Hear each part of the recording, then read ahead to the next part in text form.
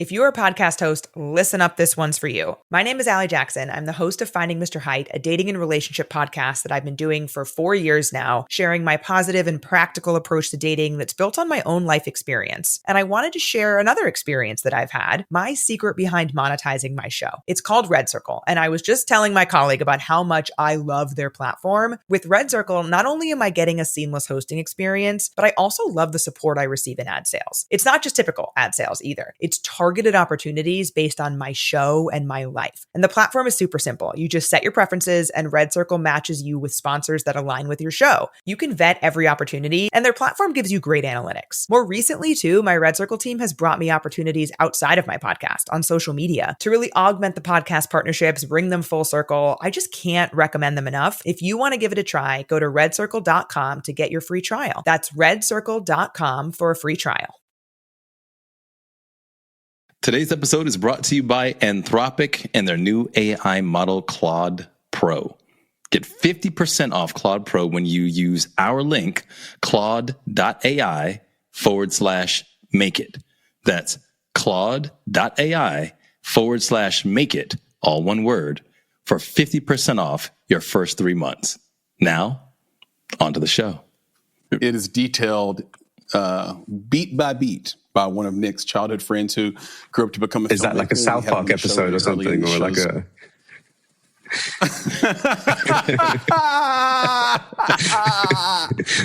I mean, it could be. You can see the pain in Nick's face right now. Like I'm sorry. So like not.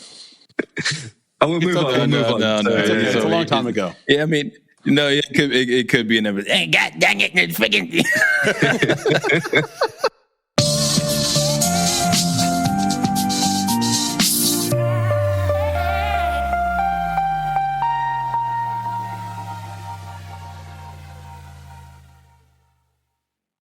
Hello, and welcome to another episode of the Make It Podcast. I'm your host, Chris Barkley.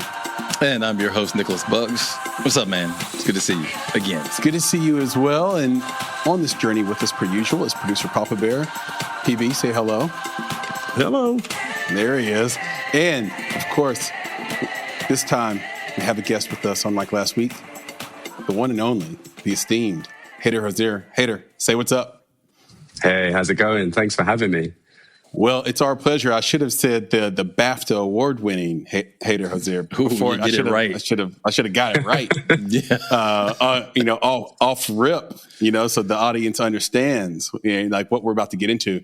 So it's going to be a fun episode per usual. We're going to get into some stories king, audience polls, filmmaker Q&A, things we should know, clear the set, and of course we're going to end with Make It. So why don't we?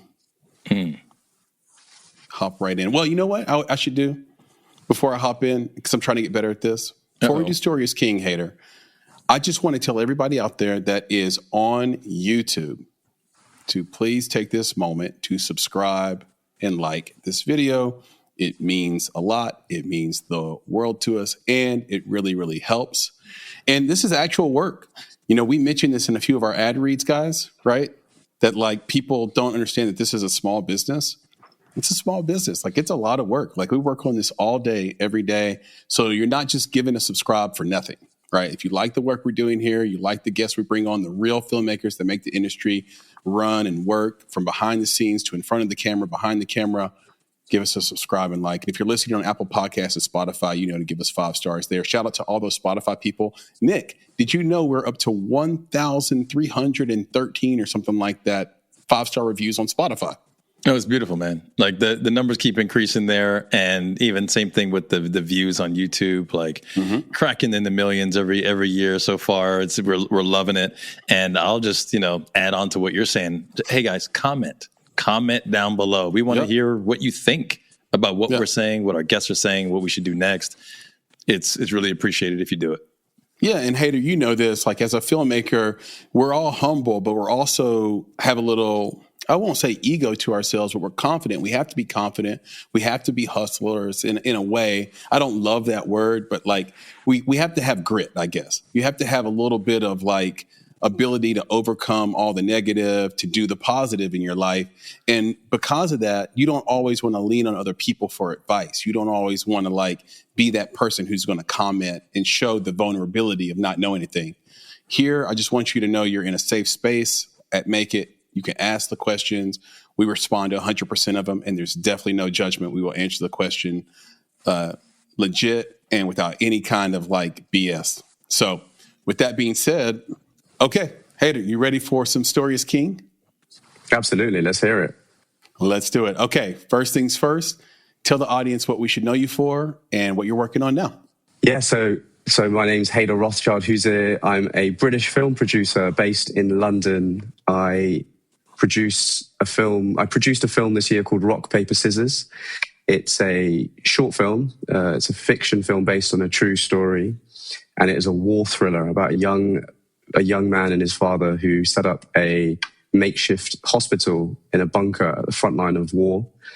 And as they're waiting for an evacuation, they are tested as a group of enemy soldiers are closing in on their location.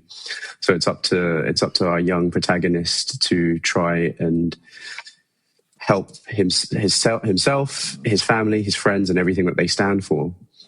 So it's not a light story, but interestingly, my company is called Who's Here Films, and we focus on developing and championing stories that have a sense of wonder and inspiration, that people can find a sense of escapism in and experience other perspectives and lives outside of their own, especially people who are finding themselves in moments of difficulty or hardship. The idea of the films that we make are films that allow people to have something that they can kind of lose themselves in, even if it's for 20 minutes, 90 minutes. That's our goals and aspirations with the kinds of films that we look to make. Well, you're off to a great start, I have to say. So we all watched the film. I got a lump in my throat at the end there. And I love adding sort of that, the sort of the credits, the sort of post text there at the end where we realize this is a true story. And this person, I'm not going to give it away. Everybody should go out and see Rock, Paper, Scissors. Where can they see it? Is it available to watch right now? Or can we end up putting this in the show notes? Or yeah, like you that? can. I can share a link at the minute. We're currently still in our festival cycle.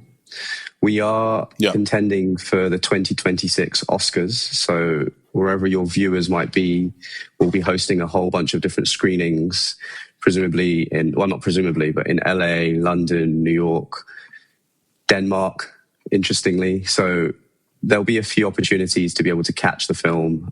I'm sure I can share our socials, and I can plug the socials so that you can kind of keep up to see where you might be able to catch the film.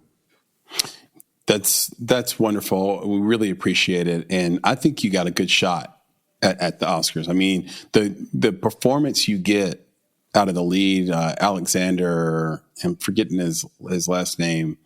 What's his last name, guys? Rudinsky.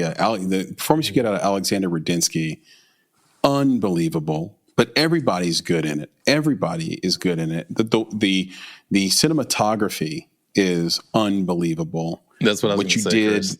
Yeah, Unbelievable. It's just spot on. Like you get the sense that you're there. I think that's the key for me. Yes, so well done, Nick. You nailed it exactly. You completely have you're in suspension of disbelief, right? Like you're there. You feel like you're in Ukraine. If the accents are spot on. These are all, and the reason I mention this stuff is because these are all things that are really hard to nail in a short film, and they're really hard to nail if you haven't been making movies for 30 years. I mean, they just are. They're just hard to nail, and that's why a lot of times in this sort of short category that do get Oscar nominated or do win a lot of awards, you'll find out that they are maybe live,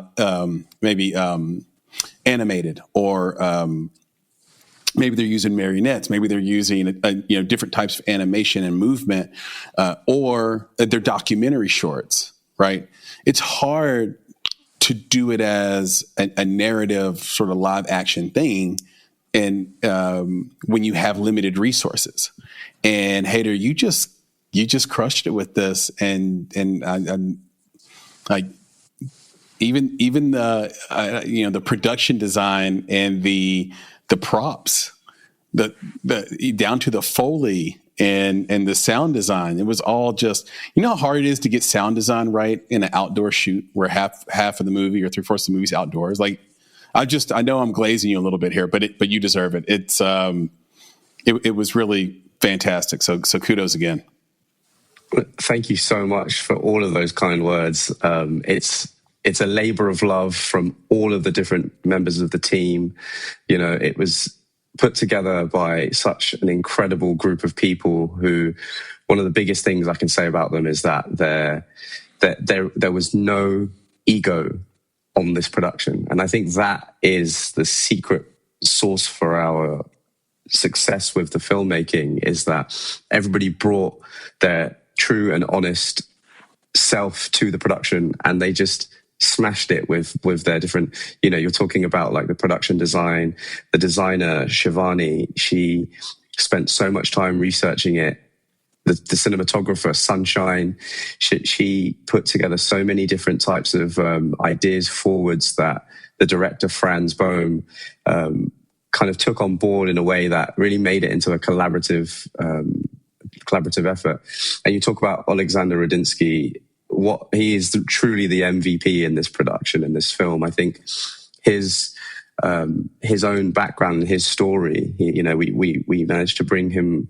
We got him over from Ukraine, and for him, this was such a personal piece of storytelling that being able to give him the space to be able to really explore what that character is and what that environment it looks like. It really means a lot to me to hear that was your feedback and that was your reaction to the film. It's very humbling. So thank you. Yeah, and I don't want to forget about the writing. Did Franz, the director of this, write this as well? Yeah, so it's actually a really interesting story. So the film is based on a real person called Ivan, who Franz, the director, had met. He's only 18, and I don't know if you know any 18-year-olds, but 18 is not a long life to have lived. So that when they met and they kind of grew a little bit closer in terms of friendship,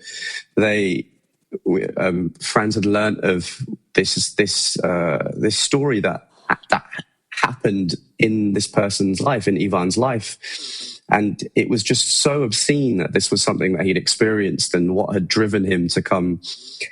He joins as a volunteer to the Ukrainian military after the events of the film took place, and he was quite instrumental in the storytelling and the building of the project. And because of that, because it's his real life story, and because of that, we've made sure that he is recognized as one of the writers on the film. So between him and Franz, there was a lot of development sessions as well with some of the rest of the team. I worked with Franz as well to kind of fine tune it so that it translates from reality to screen. We had quite a lot of different script sessions, but primarily it was Franz and Ivan that put the story together.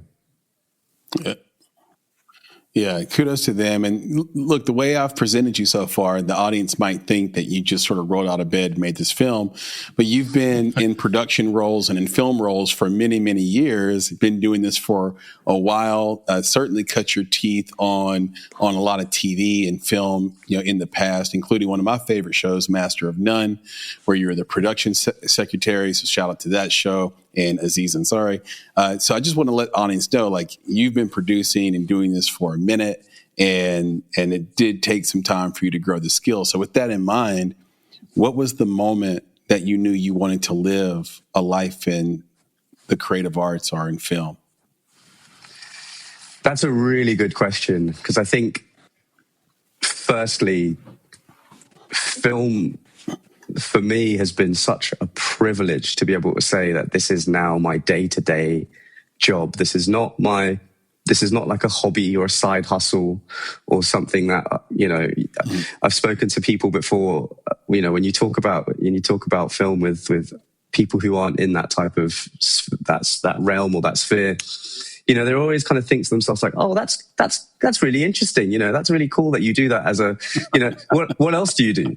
What else do you do? And it's such a blessing and an honor to be able to say that this is my career. This is something that I had chosen to do, and I'm still seeing it through, and there's still a long way for me to go. But to get to that point now, it started when I was much, much, much younger, when I was pre-teen, I would say, where for me, films were a form of escapism.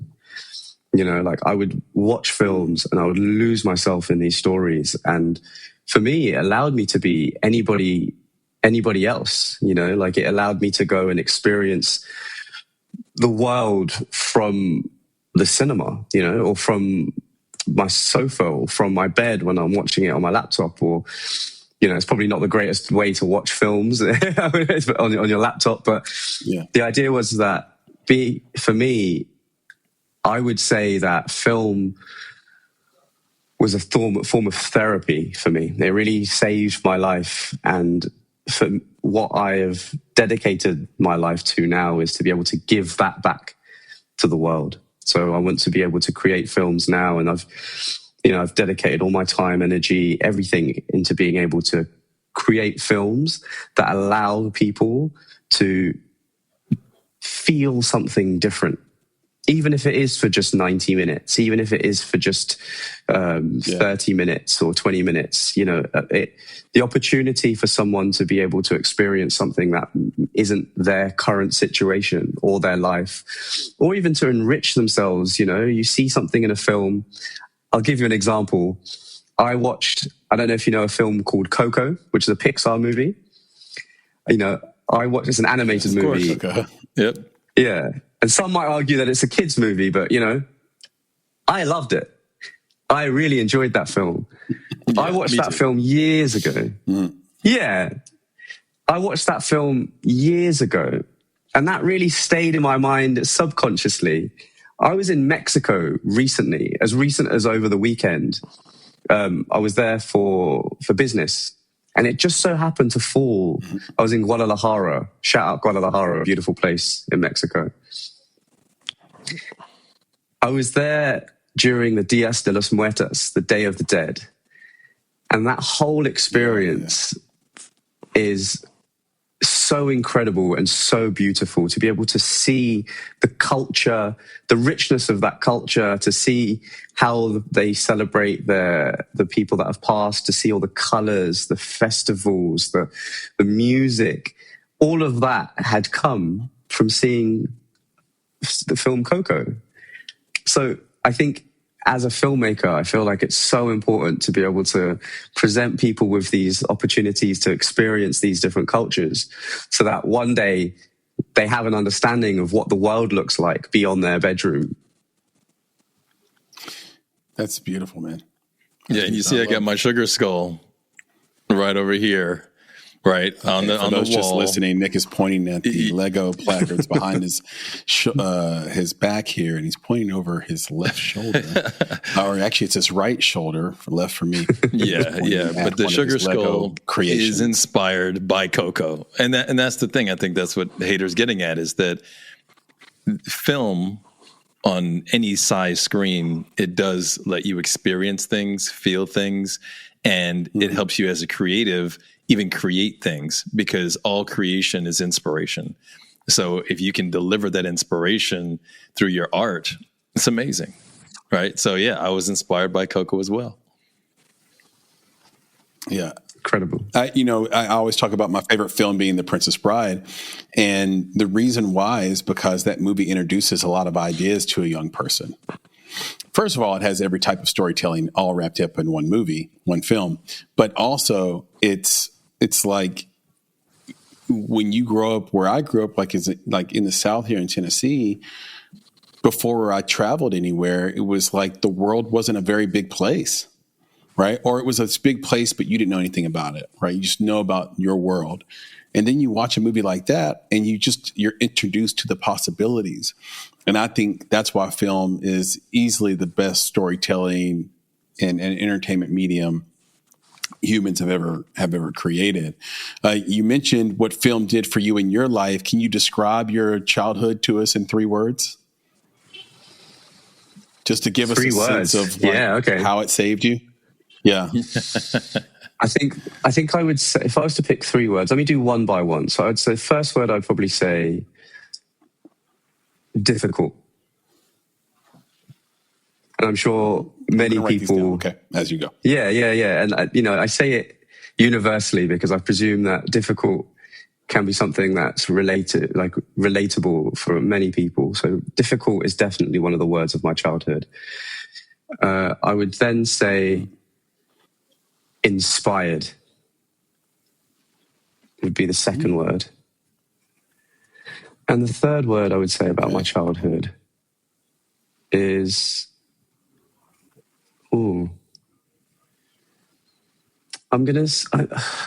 said difficult, so I can't really say something similar to difficult again. It'll be a bit of a cop-out, right? 3 unique words. I promise. I know more than 2 words. I promise you.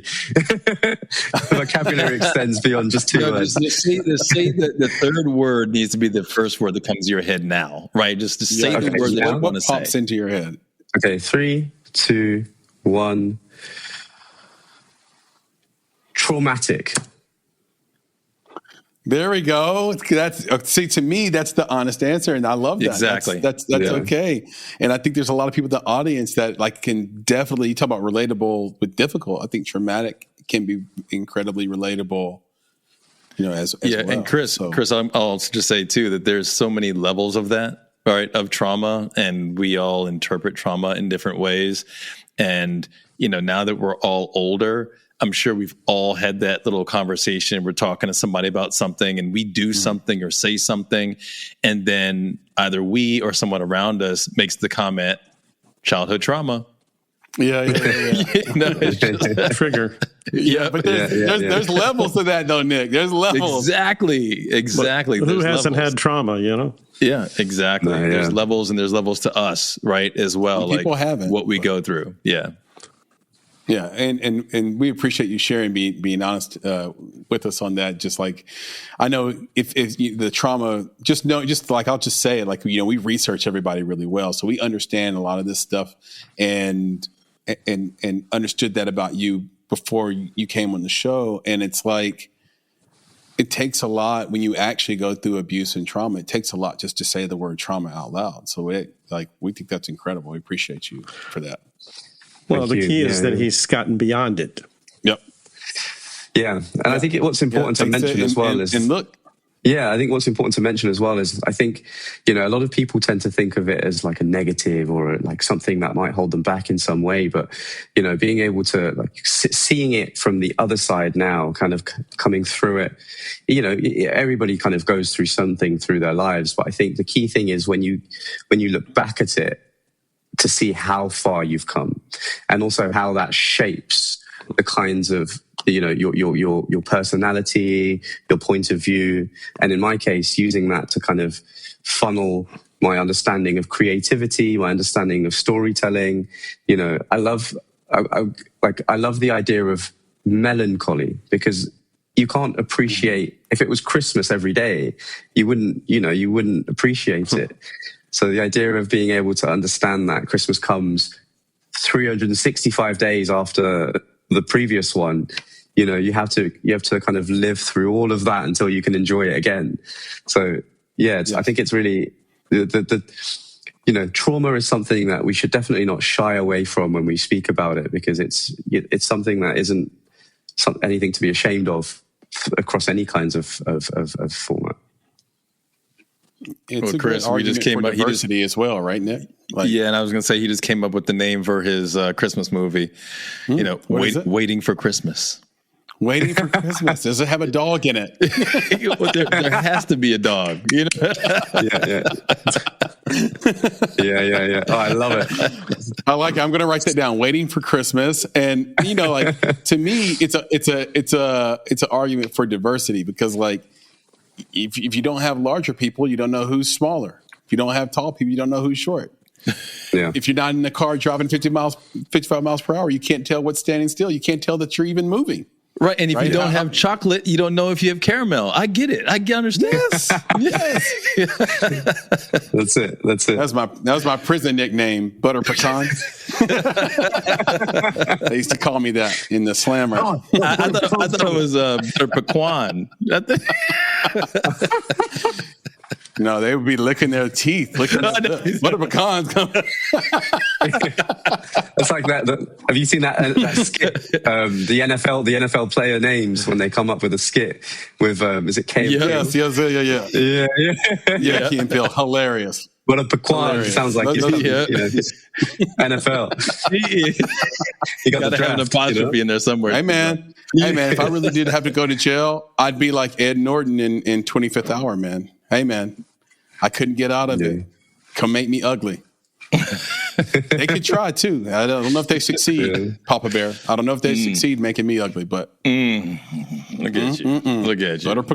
I'm not no comment. Morgan Freeman character in the background. I'd like to say he was a good man. You're right. From Shawshank, you know. Yes. Like a Twinkie. Okay, let's wrap up Story is King with, what is a piece of advice you live by, Hayder? Oh, okay. One of the biggest ones that I live by is that success and greatness doesn't come to you, it comes from you. Ooh. Okay, I like the idea that down too. Yeah, I love it as well. Because success and greatness has to be the manifestation of, desire, work, perseverance, all of these things, right?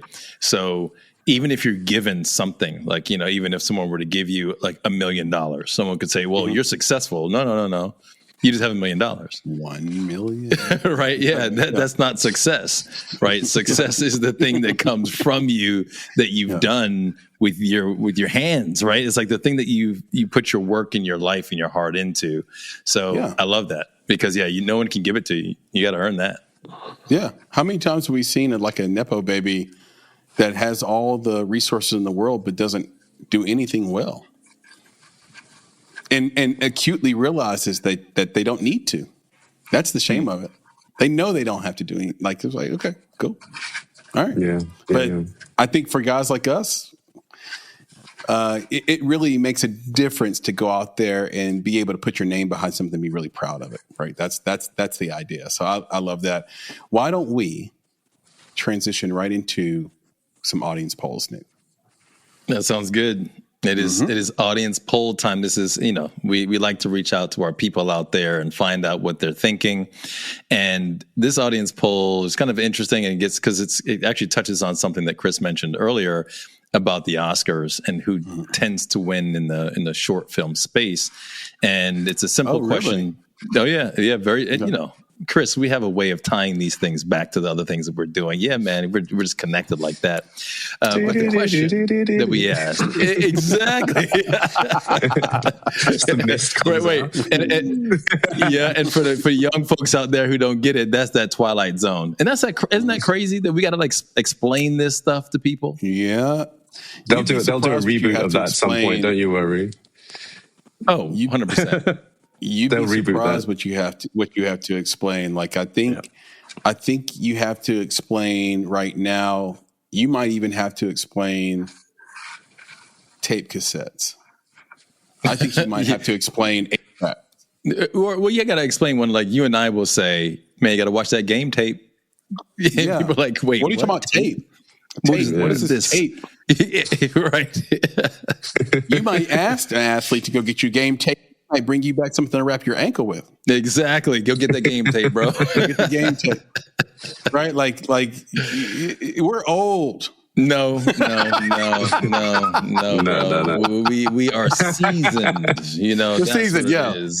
We got a little Lowry's on us. That's right, little Lowry's. All right. Let's get into this audience poll. Real simple. Which do you prefer?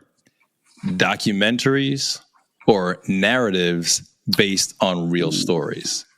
Okay. So the answer to the poll, right? The current results of the poll are documentaries are winning at 62% over narratives based on real stories at 38%. So as someone who's just produced and successfully gone on to win, what is that again? What's that acronym? BAFTA? A BAFTA award-winning short based on it's a narrative. For those there it is. Hayder's holding up the BAFTA award in his hand. It is quite terrifying, actually. It's a beautiful trophy. It's also like a terrifying looking trophy. Like it's like is that Odysseus with his eye poked on gladiator, right? There it is. The Greek, yeah. But I want to know from Hayder. Yeah, I want to know from Hayder. Like, what do you think about that? Again, this is the audience just speaking their mind that they prefer documentaries or over narratives that are based on real stories. That's very interesting to hear that feedback kind of coming live from your audience, because my perspective is that with narrative, you get to portray something that is real, but through storytelling. Now, I know documentaries, really good documentaries, they have a storytelling element to how they present the topic of their documentaries. But one of the biggest things about rock, paper, scissors that I think brings a lot of success for it is that when you hear about war, usually it's reported in large figures or numbers, or it's given quite clinically with facts or details. And sometimes a lot of these details or facts can be quite daunting and disassociating. You hear 10,000 people displaced, 5,000 homes attacked, 6,000 drones used. Most people don't really understand what that even means, or they can't really fathom what that looks like. Especially if it's a conflict that's far away. It's really difficult to kind of connect with that. But you tell a story about a young boy and his father, and you focus that story on those people, and it's a civilian perspective. It's not Hollywood good versus evil. He's not an action hero. This is fundamentally a story that is focused on relatable characters, relatable people. That helps people connect so much more than just a voyeuristic look on something. And I think, and that's my perspective and my opinion. I think there's some incredible documentaries that exist out there that really bring to light a lot of major issues or topics or even experiences that people have in the world. But there's something about storytelling that allows people to really connect with the underlying topic of what that is. And I think with Rock, Paper, Scissors, whilst it's a film about a conflict and whilst it's a film about war, what it's really about is this young boy who faces a series of difficult decisions that you wouldn't wish upon even the people that you dislike. What would you do in that situation? How would you cope with those decisions? What would you do? And I think that whilst documentaries are incredible, and there's some fantastic documentaries that have shaped my point of view on the world that I wouldn't have otherwise had, I think there's a very special place for storytelling that can really help people connect emotionally rather than just witnessing or having a sense of voyeuristic watching of something. Yeah, that's a perfect point. And Chris, this is one of the things that this poll made me think about when I saw the responses. When I see narrative films based off of true stories, I can get immersed in those stories, right? Yes. And I learned something. Again, the storytelling, cinematography, like all these things are great to put me in a space that, again, I wasn't able to be in, but I get to appreciate that someone actually went through this. But at the same time as that narrative story is put out there in the world, I also get all of the media attention regarding the narrative about why the narrative wasn't true to the real story. Yep. Oppenheimer Right? would be an example of a There you film go. that a lot of people dislike simply because Nolan was too kind to him. So there you go, right? And I think that somehow sticks in people's heads is that there's the, taking the narrative element, the storytelling a little too far in a direction that is at the behest of the filmmakers, right? So if they want to paint it in a certain light, then they can. But I think the same thing can also be true for a documentary, right? But I think when you go narrative, there's the sense that people can do that more. And I do find that when the narratives come out, there's always someone picking at something. Well, that's not exactly how it happened, which is why it'll say, instead of saying this is a true story, it says this is based on a true story. Can I burst everyone's bubble, Nick? Go for it, man. Documentaries are also not exactly how it is. Right. Okay, so the first thing you have to do when you shoot a documentary is you have to decide a narrative theme, sort of angle you're going to shoot your footage from in advance. So in advance, you already know who your audience is, who you're trying to convince, who's the villain, who's the hero. And that is part of documentary filmmaking, but we don't perceive it, right? Like exactly. This is real. And I'm in the minority on this one. I like narratives based on true events a lot more for all the reasons that both of you guys said, but also for that other reason too, which is that it creates a conversation about a historical figure that, even though you might be incensed about it, or rightfully so or otherwise, you're still having the conversation, and it's overall really, really good for the movie industry. It's really, really good to get people out to theater so they can see some of these things. Look, we hate some of this stuff. The stuff on Dahmer, all these serial killers, they're doing another one on they've done Ed Gein. Now they're doing I couldn't finish it. Bundy. I couldn't finish the Gein story. The Gein was terrible. I can't even start them, guys. Remember, I can't even start them. I won't go there. Yeah, very I won't put that in my life. And we don't necessarily love those. We got another one coming out. I'm forgetting who the murderer they're focusing on this time is, but the whole point is that it does get people watching, and that does drive revenues, and you don't know where those revenues will be put to use in other types of filmmaking. So it's kind of like, in that way, what's good for the goose is good for the gander, and then we just choose not to tune into those particular types of narrative storytelling. But I'm with the minority on this one, and I was a little surprised by the answer, man. But I do love everybody out there who votes on this stuff. Keep voting on our polls. We drop a poll, I think, every 2 days or something like that, every 3 days. So keep voting. And like I've said in the past, our audience polls are actual data for the industry. So you come to our site, Make It on YouTube, the Make It podcast on YouTube. And if you go to the community site, you'll see all these polls and how they break out and what people really want and what they really, really think.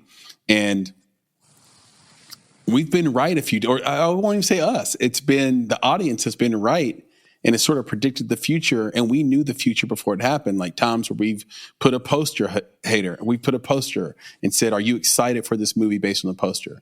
And the audience will say no, and then suddenly that movie bombs at the box office, right? It's so interesting. It's so Tron interesting Ares not doing well. Yeah. But maybe that's a really good indicator as well. Even with the poll that we've just discussed now, maybe that's a big indicator of what the appetite is for the audience. In a world full of Trons and, superhero, Thunderbolts came out, which was meant to be the new Avengers, in a world where it's just kind of getting rinsed by this, really sappy narrative story, like sappy narrative films. Maybe people want to see some level of truth or some level of reality that isn't kind of spoon fed to them by a studio. I can definitely, that's really interesting to hear the polls. Yeah. Yeah, this is a tricky poll to decipher because there's a keyword in option B, which is narratives based on a true story. And you can take that two ways, right? Because it lost, right? You could take it two ways. One, it could be that they do like the Thunderbolts and the Thors and all that stuff. They want, if they're going to go watch a movie that's narrative, they want to be taken to a new world.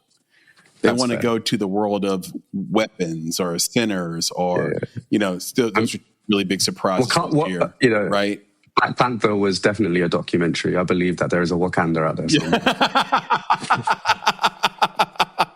We all want to go to Wakanda. And then on the other way you can take that is that, yes, because it lost, let's get into, if you're going to tell me something true, I want to see it in a documentary, because we're like we're running full speed into a world where you cannot tell what is real and fake anymore. It's getting incredibly difficult. It started trickling in earlier this year. I would say this week on YouTube alone, because I'm a practitioner of this, Papa Bear, you know that. I watch the YouTube, I watch our podcast, everybody's podcast. I'm on this thing, right? I saw it no less than 4 AI only commercials just yesterday. Oh yeah, for sure. Oh yeah, it's everywhere. It's all now. Over. They're going to tell you it's going to keep out of coming. The bag.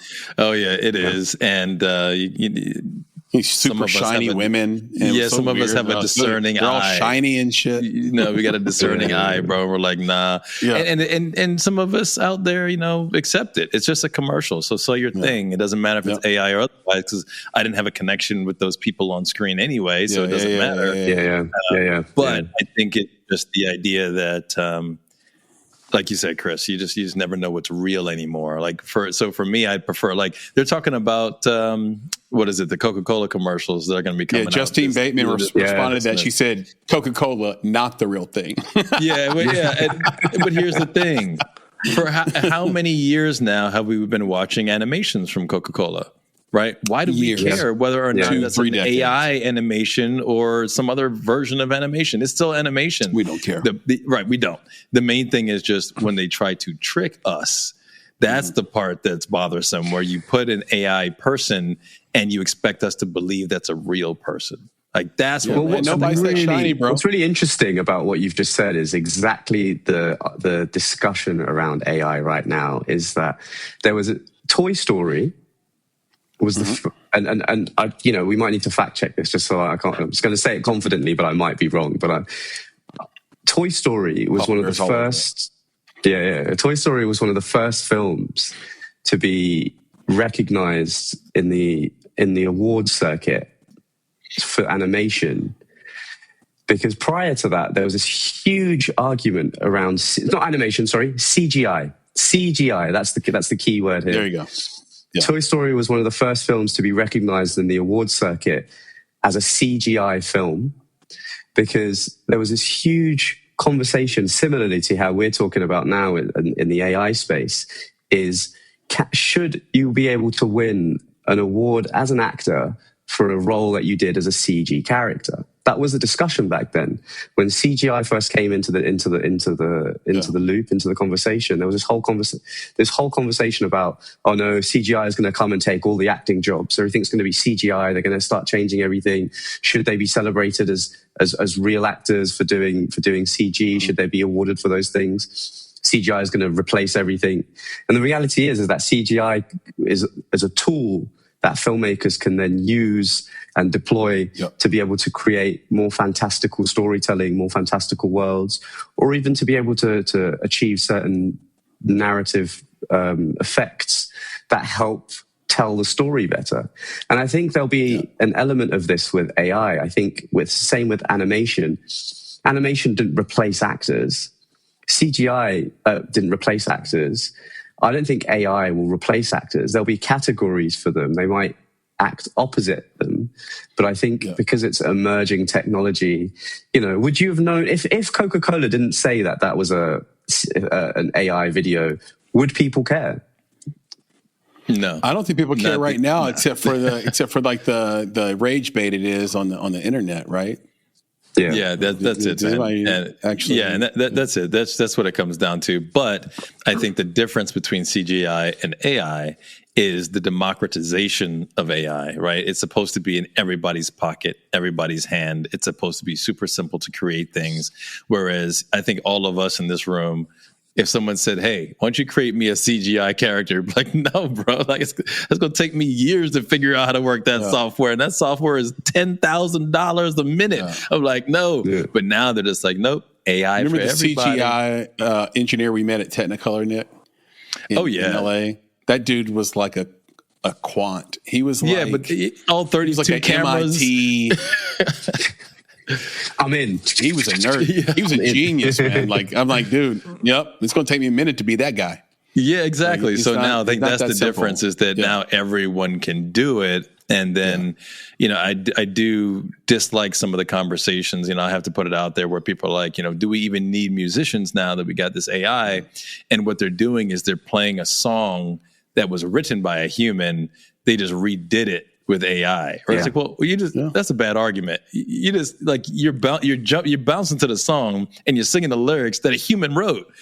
It's just a different AI version of that song. So you're celebrating human. The SAG president came out, Sean Austin, right? Aston, played Rudy. Good interview. He came out and talked about this at length, right? Like the whole thing is contractual, right? So it's Bryan Cranston, he brought up Bryan Cranston. Mm-hmm. Somebody out there used his Breaking Bad character, Walter White, that he made famous, and had him doing something with Michael Jackson or something. I think is what it was. And he called SAG. And then SAG said, if you didn't authorize it, then we got to take it down and find out who did it. But if you want that and you like it, then we approve it. And that's really what the contract says. It says, no, it's to Hayder's point. Like, no, it's not going to replace actors because in the contract that it can't unless you want it to. Mm. And that's what it says until the next strike. So, until the next strike. All right. Do you guys want to pay some bills? Oh, we got to do that, man. We got to rep our sponsors. That's right. That's right. Our lovely sponsors. Shout out to them. They make the show possible. Let's go pay some bills, and we'll be right back. In the entertainment industry, there's a catch-22 all beginning creatives must handle, including us when we began, Nick. And the question is, the catch-22 is, how do I get hired without experience? But how do I get experience without getting hired? Well, here's the deal. Columbia State Community College provides the experience, and they're sponsoring our show today. The Film Crew Technology program at Columbia State Community College on the Franklin, Tennessee campus provides the experience, training, and knowledge to step into the entertainment workforce, continue on in higher education, or ideally, both. The Film Crew Technology Certificate allows you to work in the industry while gaining your degree. Here's what the training includes: set safety and etiquette, pre-production, production, post-production, and delivery. That's almost the whole thing. So from pre to post, Film Crew Technology trains below-the-line workers in the tools of their trade. From cinema cameras like the Arri Alexa 35, incredible camera as you might know, to a loaded 3-ton grip truck, from sound recording to a pre- and post-production computer lab, the Film Crew Technology program delivers hands-on experience. Yeah, man. And as we know, every filmmaker starts somewhere. Your first script, your first shot, your first spark of, I can do this. And at Columbia State Community College, that spark becomes a career. There you can get hands-on training, real equipment, and professors who work in the industry, all in an environment built to help creators grow. From production fundamentals to digital storytelling, you'll learn by doing every single day. So if you're ready to turn passion into practice and practice into a future, my friends, start your story at Columbia State Community College. And Columbia State Community College is accredited by the Southern Association of Colleges and Schools. In addition, financial aid is available for those who qualify, including the Tennessee Promise and Tennessee Reconnect. That's right. Enrollment begins each fall semester, but space is limited to 20 students each year. So don't wait. No. Apply now. For more information, you can reach out to our guy, David Smith. He's the FCT Program Director. He's a madman. He wants to give you his phone number. He wants to give you his email address. He wants to give you his website. So here it is. His phone number, 615-790-4410. Again, 615-790-4410. Or you can email him at david.smith@columbiastate.edu. Again, david.smith@columbiastate.edu. Still on the fence? Well, don't be on the fence long. It's only 20 slots. But if you're still on the fence, you can go to www.columbiastate.edu/FCT. Again, that's columbiastate.edu/FCT. And thank you again to Columbia State Community College for sponsoring the show. Shout out to our sponsor, Anthropic, and the latest version of their AI model, Claude.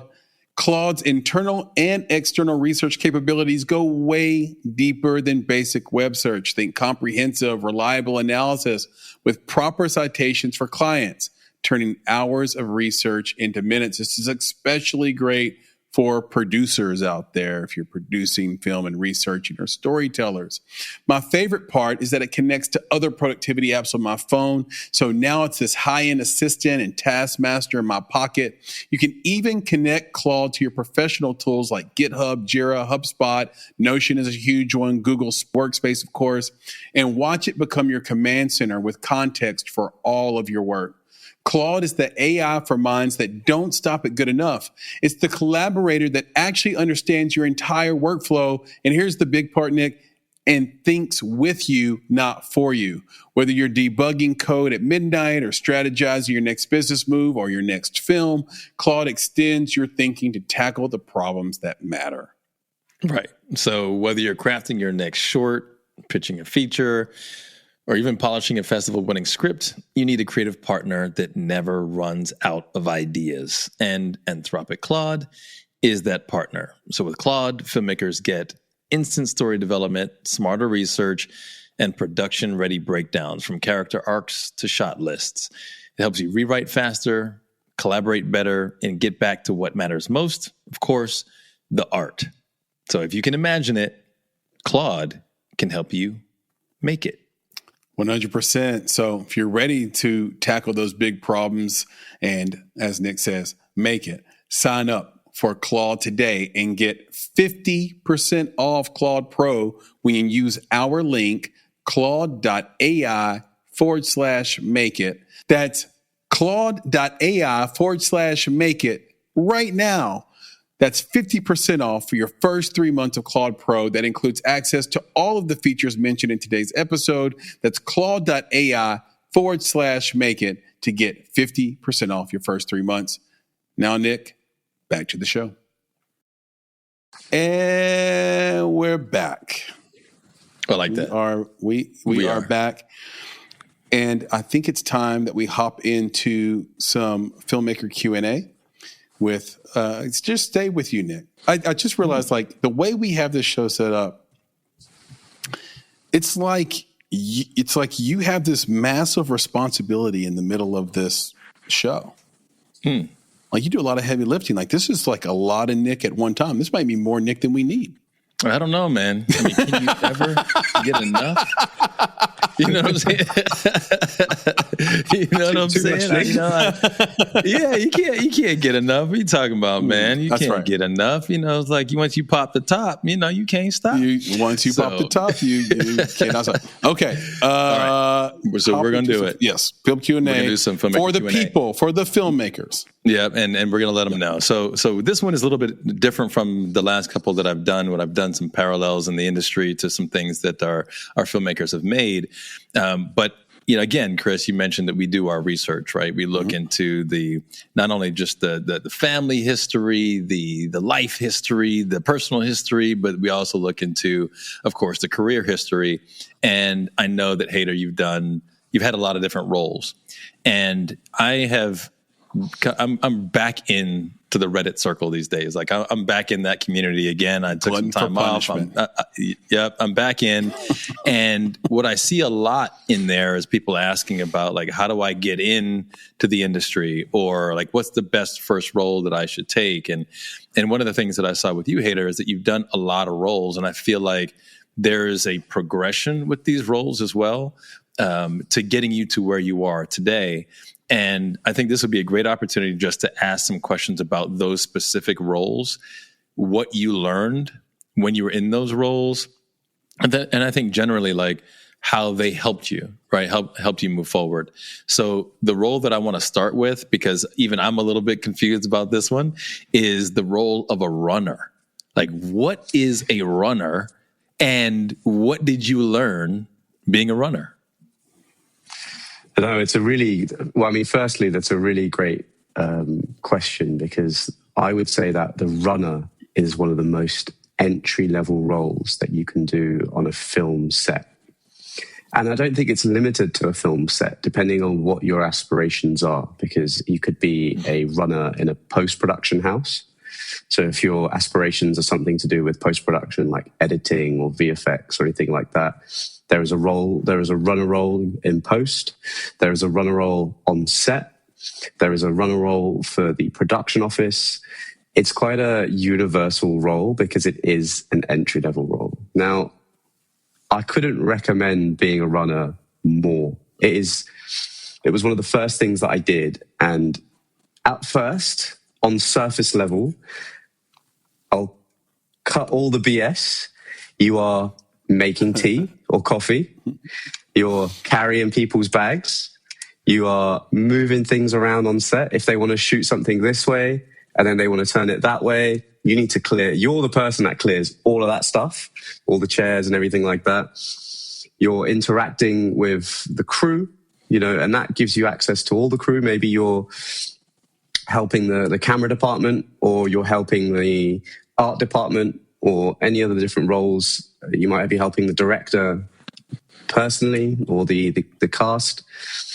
But on the surface, what it is you're doing all of those different types of jobs as the runner. You are the go-to.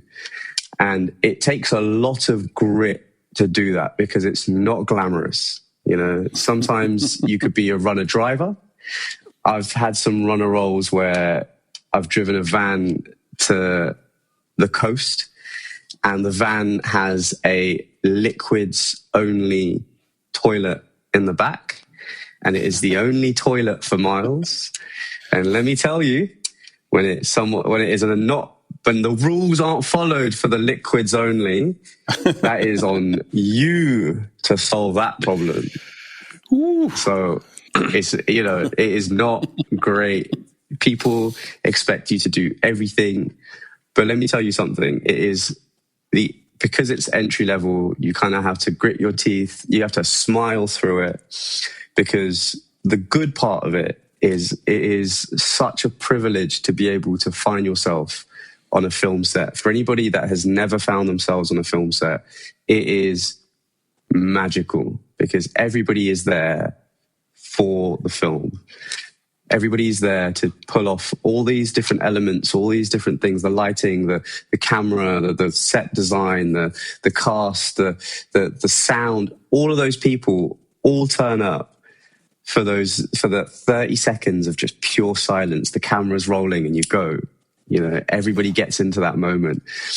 It is such a privilege to be a runner, because 2 reasons. It is almost impossible for you to up, because the responsibility lies on someone else's head. Like if you're the producer, like I'm a producer now. It rolls up to the producer, yeah. Yeah. Now I'm responsible for so much stuff. If something goes wrong, it comes up to me. I have to try and find a way to solve it. Obviously, you have a team of people and you have a lot of trust in different people. But as a runner, you're able to learn and make these types of mistakes in a way that doesn't have a huge impact. Of course, that's not to say that if you make a mistake, it has those repercussions. Don't make loads of mistakes. But it gives you the opportunity to learn from those mistakes without it causing catastrophic problems down the line. And secondly, you have access. It's one of the few times in your career at the start where you'll have access to all of the departments. If you're helping out the camera department, you can, you get face-to-face access to the cinematographer. And usually it's because you're bringing them something. You're bringing them a snack. You're bringing them coffee. You're bringing them tea. They love you for that. When everybody's like really stressed and things are going on and like everybody's kind of trying to get through or fighting against time, or the weather's changing, or there's some sort of issue over here. You're the person that is bringing them that cookie. You're the person that is bringing them that coffee. You're the person that's helping them carry stuff. So you get access to all of these different departments in a way that you may not be able to until way further down in your career. So it's an incredible way to kind of meet and learn from all these different, even cast, So I have a story of someone, not me personally, but I have a story of a friend of mine who was Robert Downey Jr.'s runner. Specifically, and it was not a glamorous job. He would stand outside RDJ's trailer, with his radio, and they would communicate with him to go check in on him and do this, or kind of make sure that when he goes to set, that all this stuff is reloaded in his trailer, all of his drinks, all of his stuff, and all the rest of it. And he had to stand outside in the rain when it was raining. He has an umbrella, it was all right, but because he was RDJ's runner, he built that relationship with him so that at the end of the shoot, RDJ gave him a gift, and it was outlandish because I can't remember what the production was, but he got given a watch. And let me tell you, it was a nice watch. It doesn't suck. Nope, it doesn't. No. It doesn't, not at all. Can I ask you a question? Sure. Now that you're a producer, what kinds of things do you have your runner do? Oh, you know what? That's also that's a really good question, because I've been runners for people who aren't so great, and I've been runners for people who are great. And one of the biggest learnings that I had from that is to, every single person on that production is really important. So now, if I can do it myself, I'll do it myself. For me, it's not a sense of you don't need to be bossing people around. Most of the time, I'll ask someone to do something, or I'll ask them to help collaborate on something because of the time, or you reprioritize things in a way that, I'll need someone to kind of help out in this way, or I'll need someone to help out in that way. But I tend to put a lot of trust in those runners. And I think that allows them that sense of autonomy allows them to kind of make that role their own. So it gives them, rather than micromanage, rather than watching every little thing that they do, I give them the opportunity to mess it up in the hope that they don't mess it up. So I think sometimes a lot of the times when people make mistakes, it's because they feel the pressure of someone on top of them. And I think that having the opportunity for someone to kind of problem solve it in a way that they can do it, if they need to go and find something, or they need to do something, even if it's a research thing. Sometimes as a runner, you're tasked with trying to find, we need X, Y, and Z. We're shooting somewhere that we don't know. We urgently need X, Y, and Z.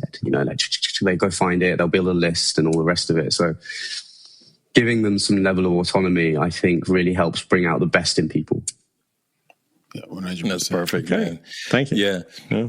And what's interesting, so the next role that I'm going to ask you about is a production assistant, because that's the conversation that I think, Chris, you and I have had about entry-level positions. Yeah. I know that's a conversation that I'm seeing, again, across the community on Reddit when people are saying, how do I get in? No one has mentioned a runner, but they all mentioned the production assistant. So could you just give us an idea of, what's the difference, right, between a runner and a PA? And then, again, what did you learn that's different as a PA than you did as a runner? Yeah, so it might be a little different in the US. In the UK, the runner and the production assistant are separate roles. Mm-hmm. So a PA generally sits in a big production in the UK. A PA usually sits above a runner. A runner would be running around, the clue's in the name, I guess, but the runner would be physical tasks, Yeah. A PA has a little bit more responsibility, so they can actually assign runners to certain tasks. So a PA, like a task might be that we need to figure out, we need air filters. That was actually a task that I had to do as a PA. I had to get air filters for the room, and that was pre-COVID. So this was, air filters are a lot more easy to get hold of now. They're a lot more common and abundant. But pre-COVID, an air filter was quite a specific need. We were shooting in a space where, when you recce it, when you prep for it, it seemed fine. But as soon as you put all the camera and lighting and people in it, it's like, whoa, we need to have some sort of air filtration. So as a PA, that was my role, to go and find these air filtrations. But for the sense of efficiency, I did the research. I presented it. I put them all, I found 7 or 8 places that sell 7 or 8 different air filters. I'd have to present it in a way that the production manager or the line producer can sign off on it, because there was different costs, different places, all the rest of it. It's very systematic. I don't know, especially if a lot of your listeners are already filmmakers, or if your listeners aren't filmmakers, it's very structured. As some people think of filmmaking as like run and gun, you shoot, you catch it and shoot it. But, certain level of filmmaking, it's quite structured. Anyway, so as a production assistant, I would do that. I'd find that information, I would put it all together, or I would take it to my superiors. And at the same time, you would send out the runners to go start finding them. So that in terms of efficiency, I've done a lot of what would be the administrative elements, and then the runner would go and execute those elements. So that would be the chain of command as an example of a production assistant in the UK. Production assistant could also act as a runner. So production assistants can also be the people who are making the tea and coffees, doing all those things.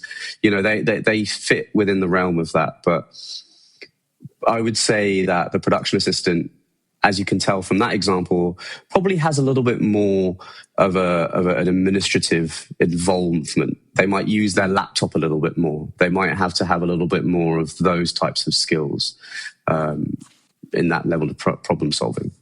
And I do think you're right. In the U.S., those roles are kind of combined, runner and PA. And gopher. Yeah, except when they are like specific to a star, as you mentioned, Hayder, right? Like you're not going to have a personal PA, but you could have a personal runner or a personal assistant. Personal assistant, yeah. Right, which is basically the runner position here in the U.S. Anyway, go ahead, Nick.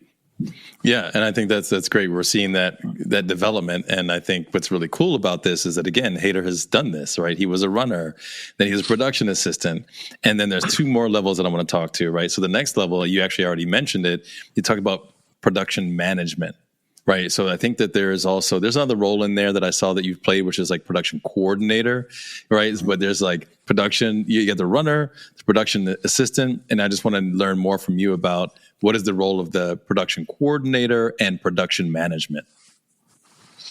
Yeah, absolutely. So you can start to see a bit of a route through those different roles now. So I am a producer now, which it still sounds crazy to say out loud with confidence. Like, I am a producer, I am a producer now. That is something that's am fun. I a producer? But that's really fun to say. That's something that I've always really wanted to do. It's something that I've pursued exclusively. I know some people tend to be a producer actor or producer director, or they have different combinations, and that's perfectly okay. For me, producing was definitely something that I've always wanted to do. I'm very inspired by talent.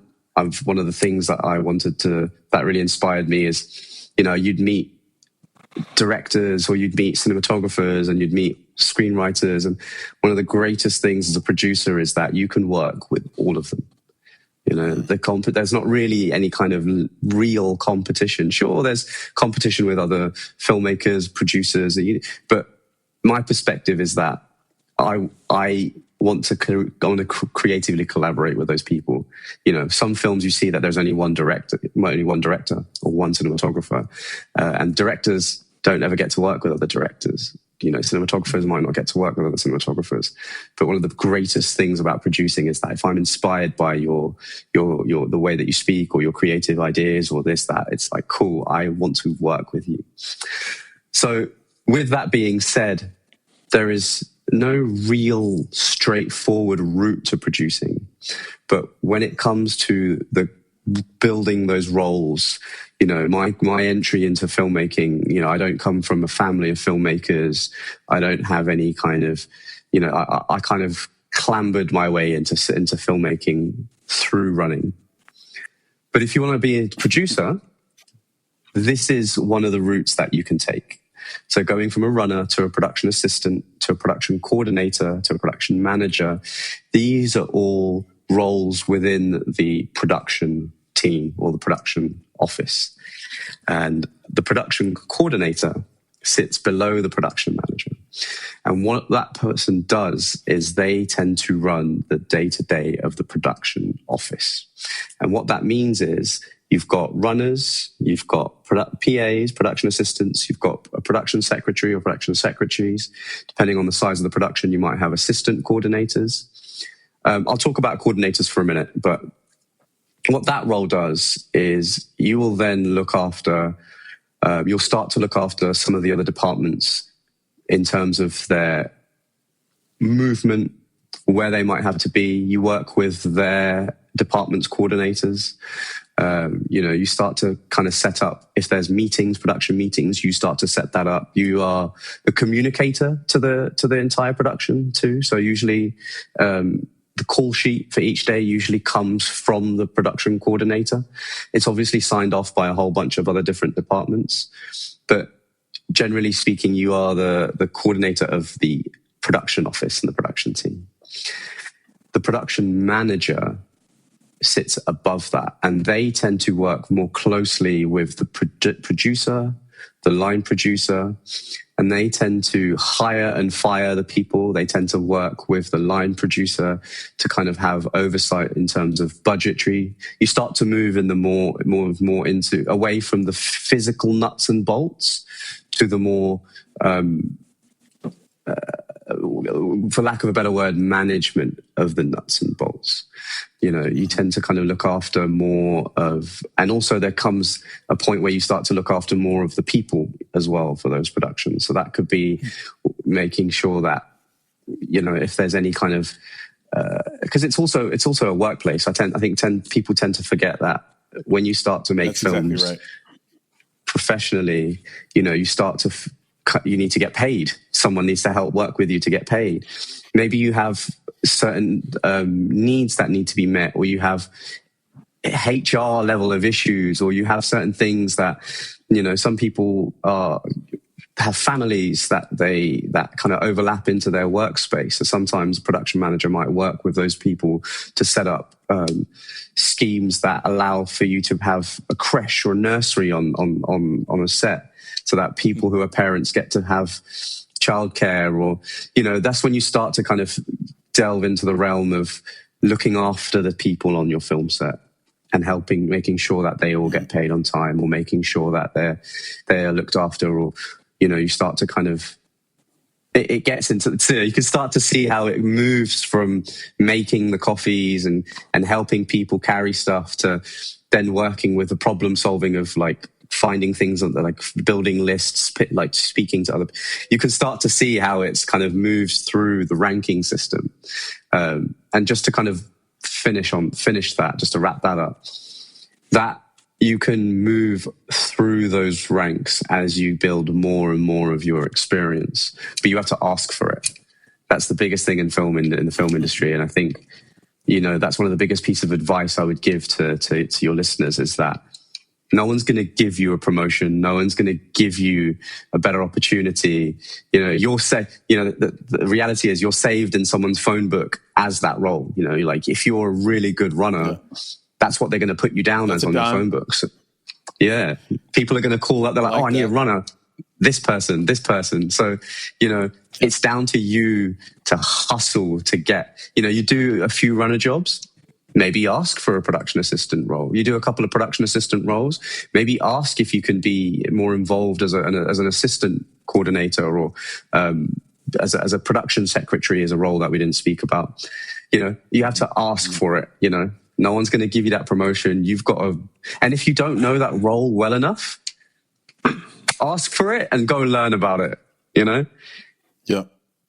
Yeah, that's awesome. And you guys, we're going to have to top this all off with the role that he has right now, that he seems a little shy, to talk about. Come on now. You got to say it. What did Kevin Hart say? Say it with your chest. You are now a producer, so go ahead and say it with your chest. Yeah, that's right. And say it. But let's talk about it, and let's just talk about that role. So now you've gone through all the levels. What is the role of a producer in your eyes, especially with respect now to all the roles that you just mentioned?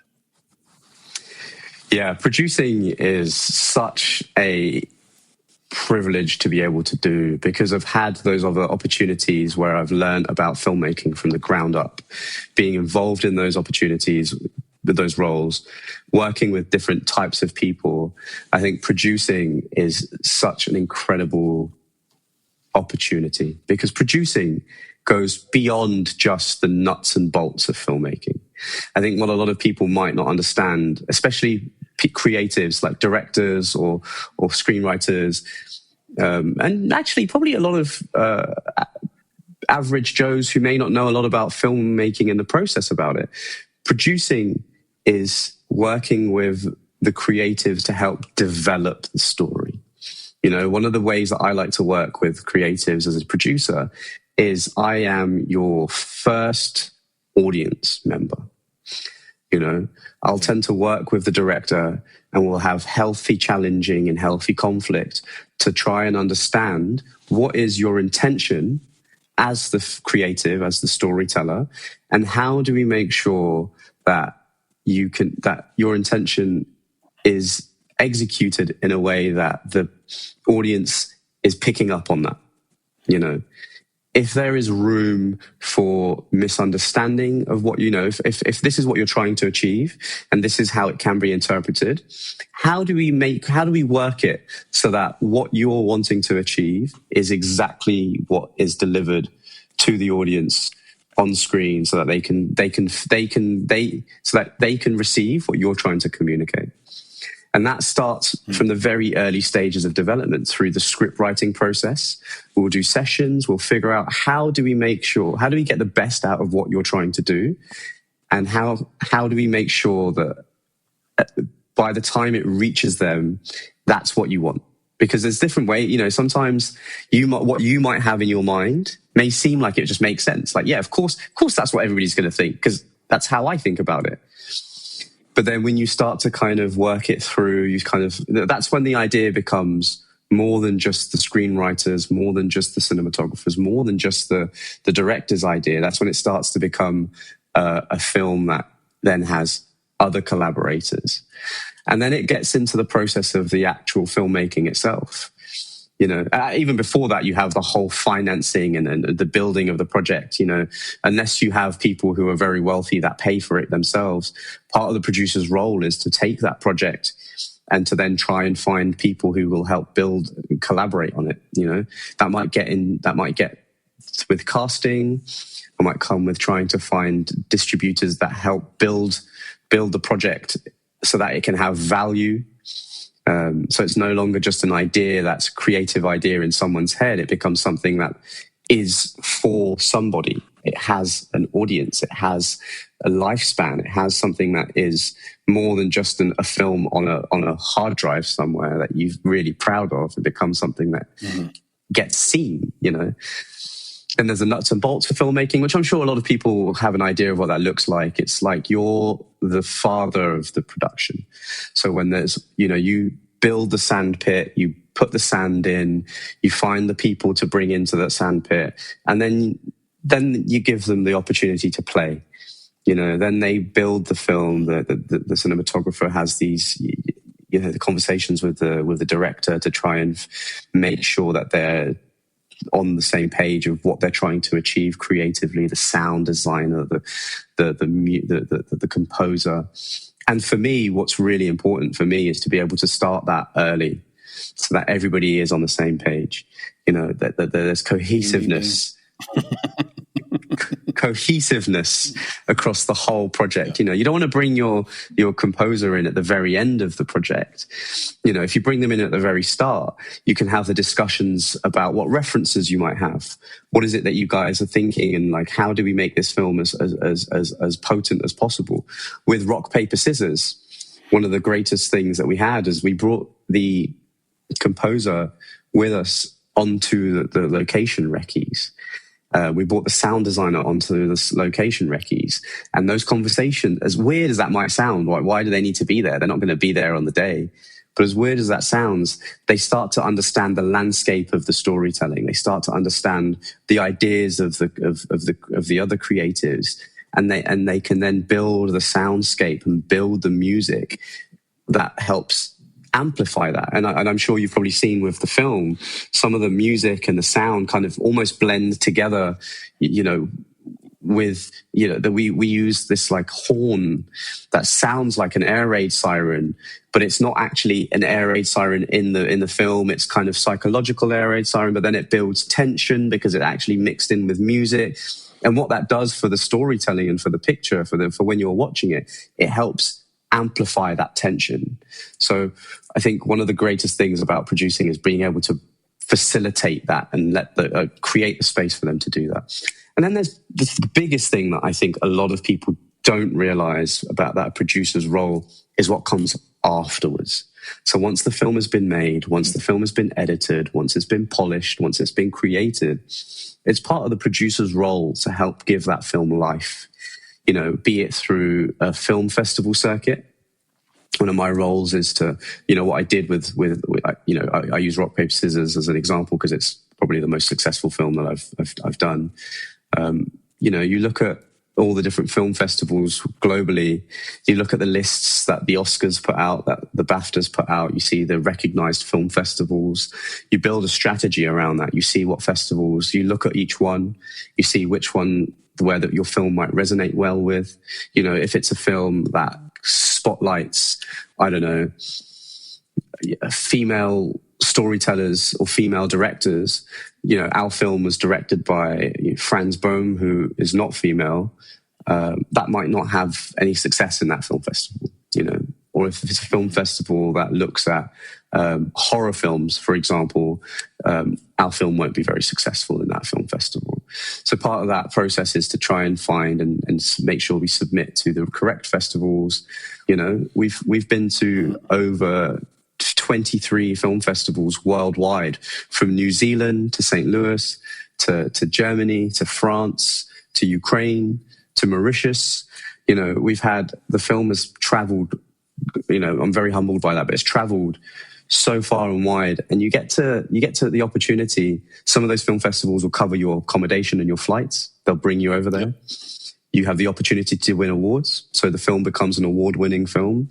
You get to have the opportunity to meet other filmmakers who then get to talk about your film, and you get to talk about their film, and you build those relationships because it's very, very small community filmmaking. You know, the more people that you speak to, the more inspired you can get by meeting other great filmmakers to work with them. And I think there's a lot in terms of producing that allows you to be able to kind of start to build those relationships and build those projects and all of that.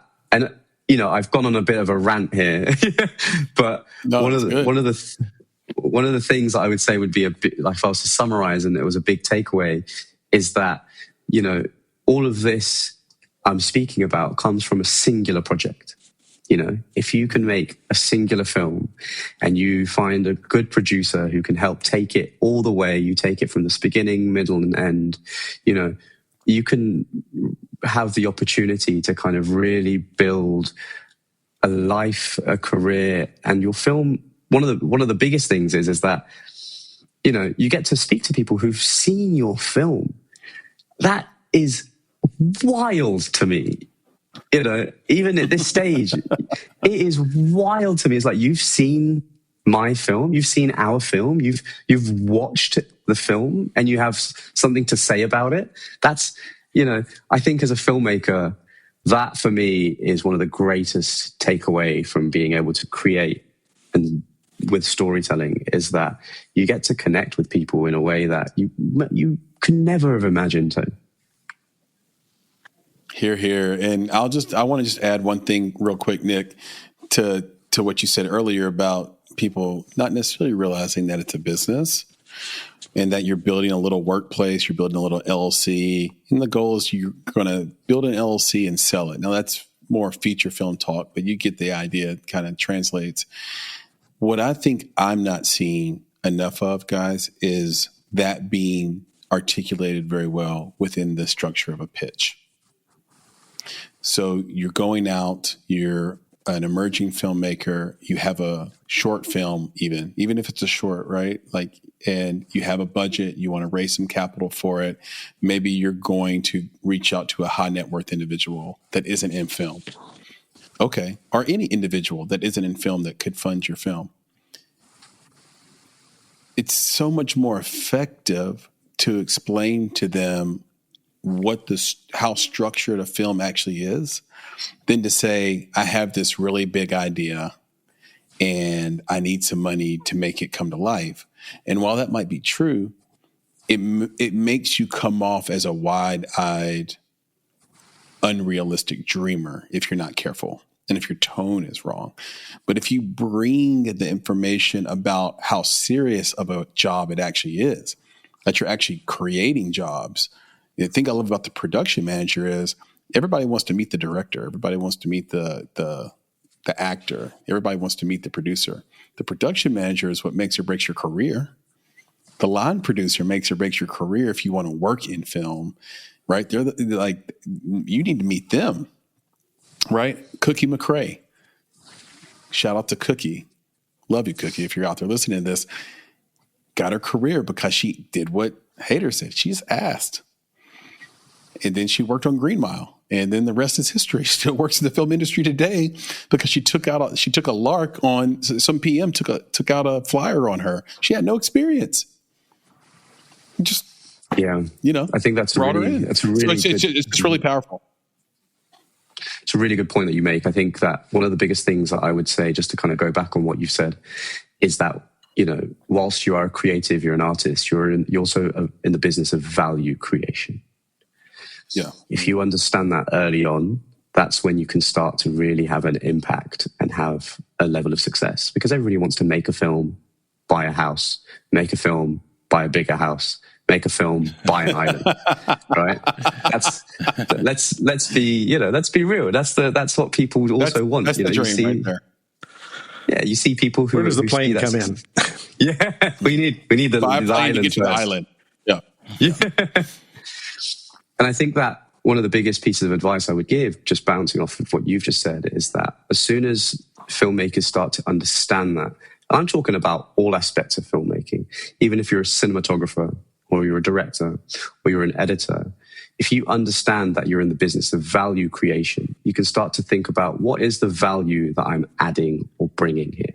What does that mean to someone other than me? What does that mean to someone other than my mum? Who is going to want to see this? How can I leverage that as much? In fact, film financing is built on that very same principle. You build a package, and a package is essentially what are the elements of your film that bring value. If you've got this specific actor, they have a fan base, they have a string of films that have been successful, or they have a string of films in the same genre as what you're doing. You want to pitch the project in a certain way. If you're looking to do a horror film, where does it go? Who is it for? What's your perspective on how you're going to recoup that value? If someone gives you $1 million, $10 million, $100 million, how are you going to not just use that money, but how are you going to make it back and then some? I think it's really important to have that understanding so that you aren't some wide-eyed creative, because that makes it easier for you to raise that money. Because when you're speaking to people, money people tend to not usually be creative people. And I think that if you can somehow gear your pitch in a way that speaks to their understanding, that puts you in a better position to be able to fulfill your dreams of having a career in filmmaking. Because that's the key thing, isn't it? It's career in filmmaking. You can make a film. We can make a film tomorrow. We can make films. But do you want to make the second film or your third film or your 10th film? Or do you want to work in film? How do you continue that process? Yeah, and Chris, this has been great because this is what people are looking for, right? Yep. And I think the biggest takeaway that I have is that value proposition is that you have to show your value, know, and then get people to know that you are valuable. And that could be in the smallest of ways, right? That could be in the way that you prepared their tea the same way that they like it every time, right? That could be that, look, you're dependable. I can depend on you to do a thing regardless of what that thing is. Those things, when you add value to people's lives, you create relationships, right? Those relationships that you create and that you build then allow you to ask for the next thing, right? Because you've proven your value. So then you ask for the next thing. And that progression that you just described all the way up to the role of a producer is this, not just a hierarchy. Because it's easy to look at it that way, right? Well, I want to get that manager. No. It's not a hierarchy. It is a progression of value and a progression of understanding. So that's the other part that I took from it, right? As a runner, you get to touch a little bit of everything. And then when you move up to the next level of a production assistant, you get to oversee the things that touch everything, right? Production coordinator, production management.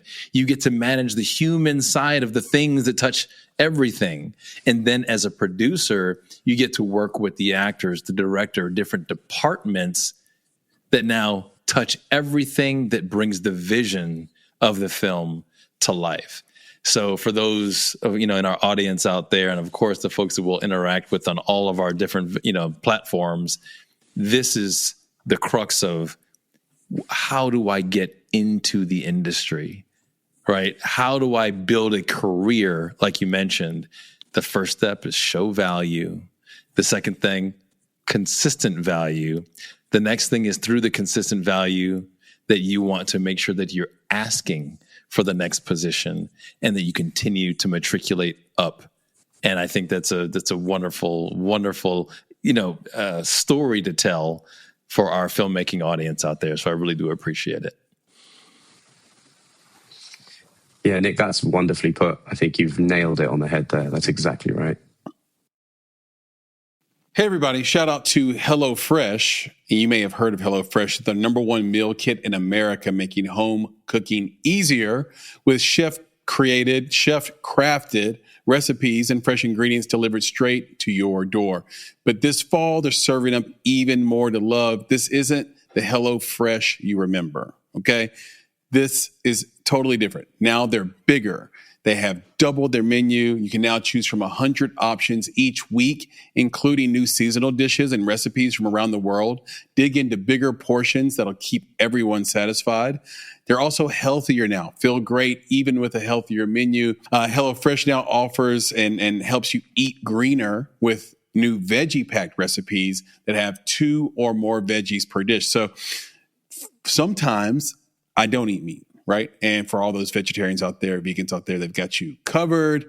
They're also tastier now. So must have been some good customer feedback, because now they've got steak and seafood recipes delivered every week for no extra cost, now with 3 times the seafood options. Savor the season, okay, with hearty recipes like classic beef chili or honey glazed pork tenderloin. I'm getting hungry just saying these words. Discover new seasonal produce each week, from leeks to broccolini to Italian eggplant and even more. Now I feel like I'm speaking to you, Nick, a little bit with the leeks and the broccolini and the eggplant. I don't even know. Well, man, all I got to say is long days on set, late nights in the edit bay, endless rewrites. As filmmakers and creatives, we're fueled by passion. But guess what, my friends? Passion doesn't cook dinner. And that's where HelloFresh comes in. So with pre-portioned ingredients and quick chef-designed recipes, HelloFresh helps you eat great even on production schedules. No grocery runs, no guesswork, just fast, flavorful meals that keep you energized for your next scene, shot, or story breakthrough. So feed your creativity and yourself. And yourself. HelloFresh. That's right. The best way to cook just got better.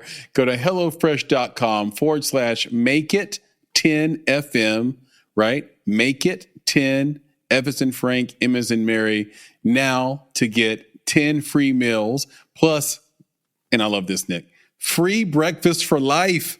What are we talking about? Okay. Go to HelloFresh.com/make it 10 FM now to get 10 free meals and a free breakfast for life. 1 box with active subscription, free meals applied as a discount on the first box. New subscribers only. Of course, it varies by plan. One more time, HelloFresh.com/make it 10 FM to get 10 free meals plus free breakfast for life. As filmmakers, we chase stories across borders, researching locations, analyzing global cinema, collaborating with teams worldwide. But every click, file transfer, and late night download needs protection. And that's where Surfshark VPN comes in. Surfshark keeps your project secure with encrypted connections, protects your team when working on public Wi-Fi, and opens access to region-locked reference films from anywhere. Faster, safer, more open internet wherever production takes you.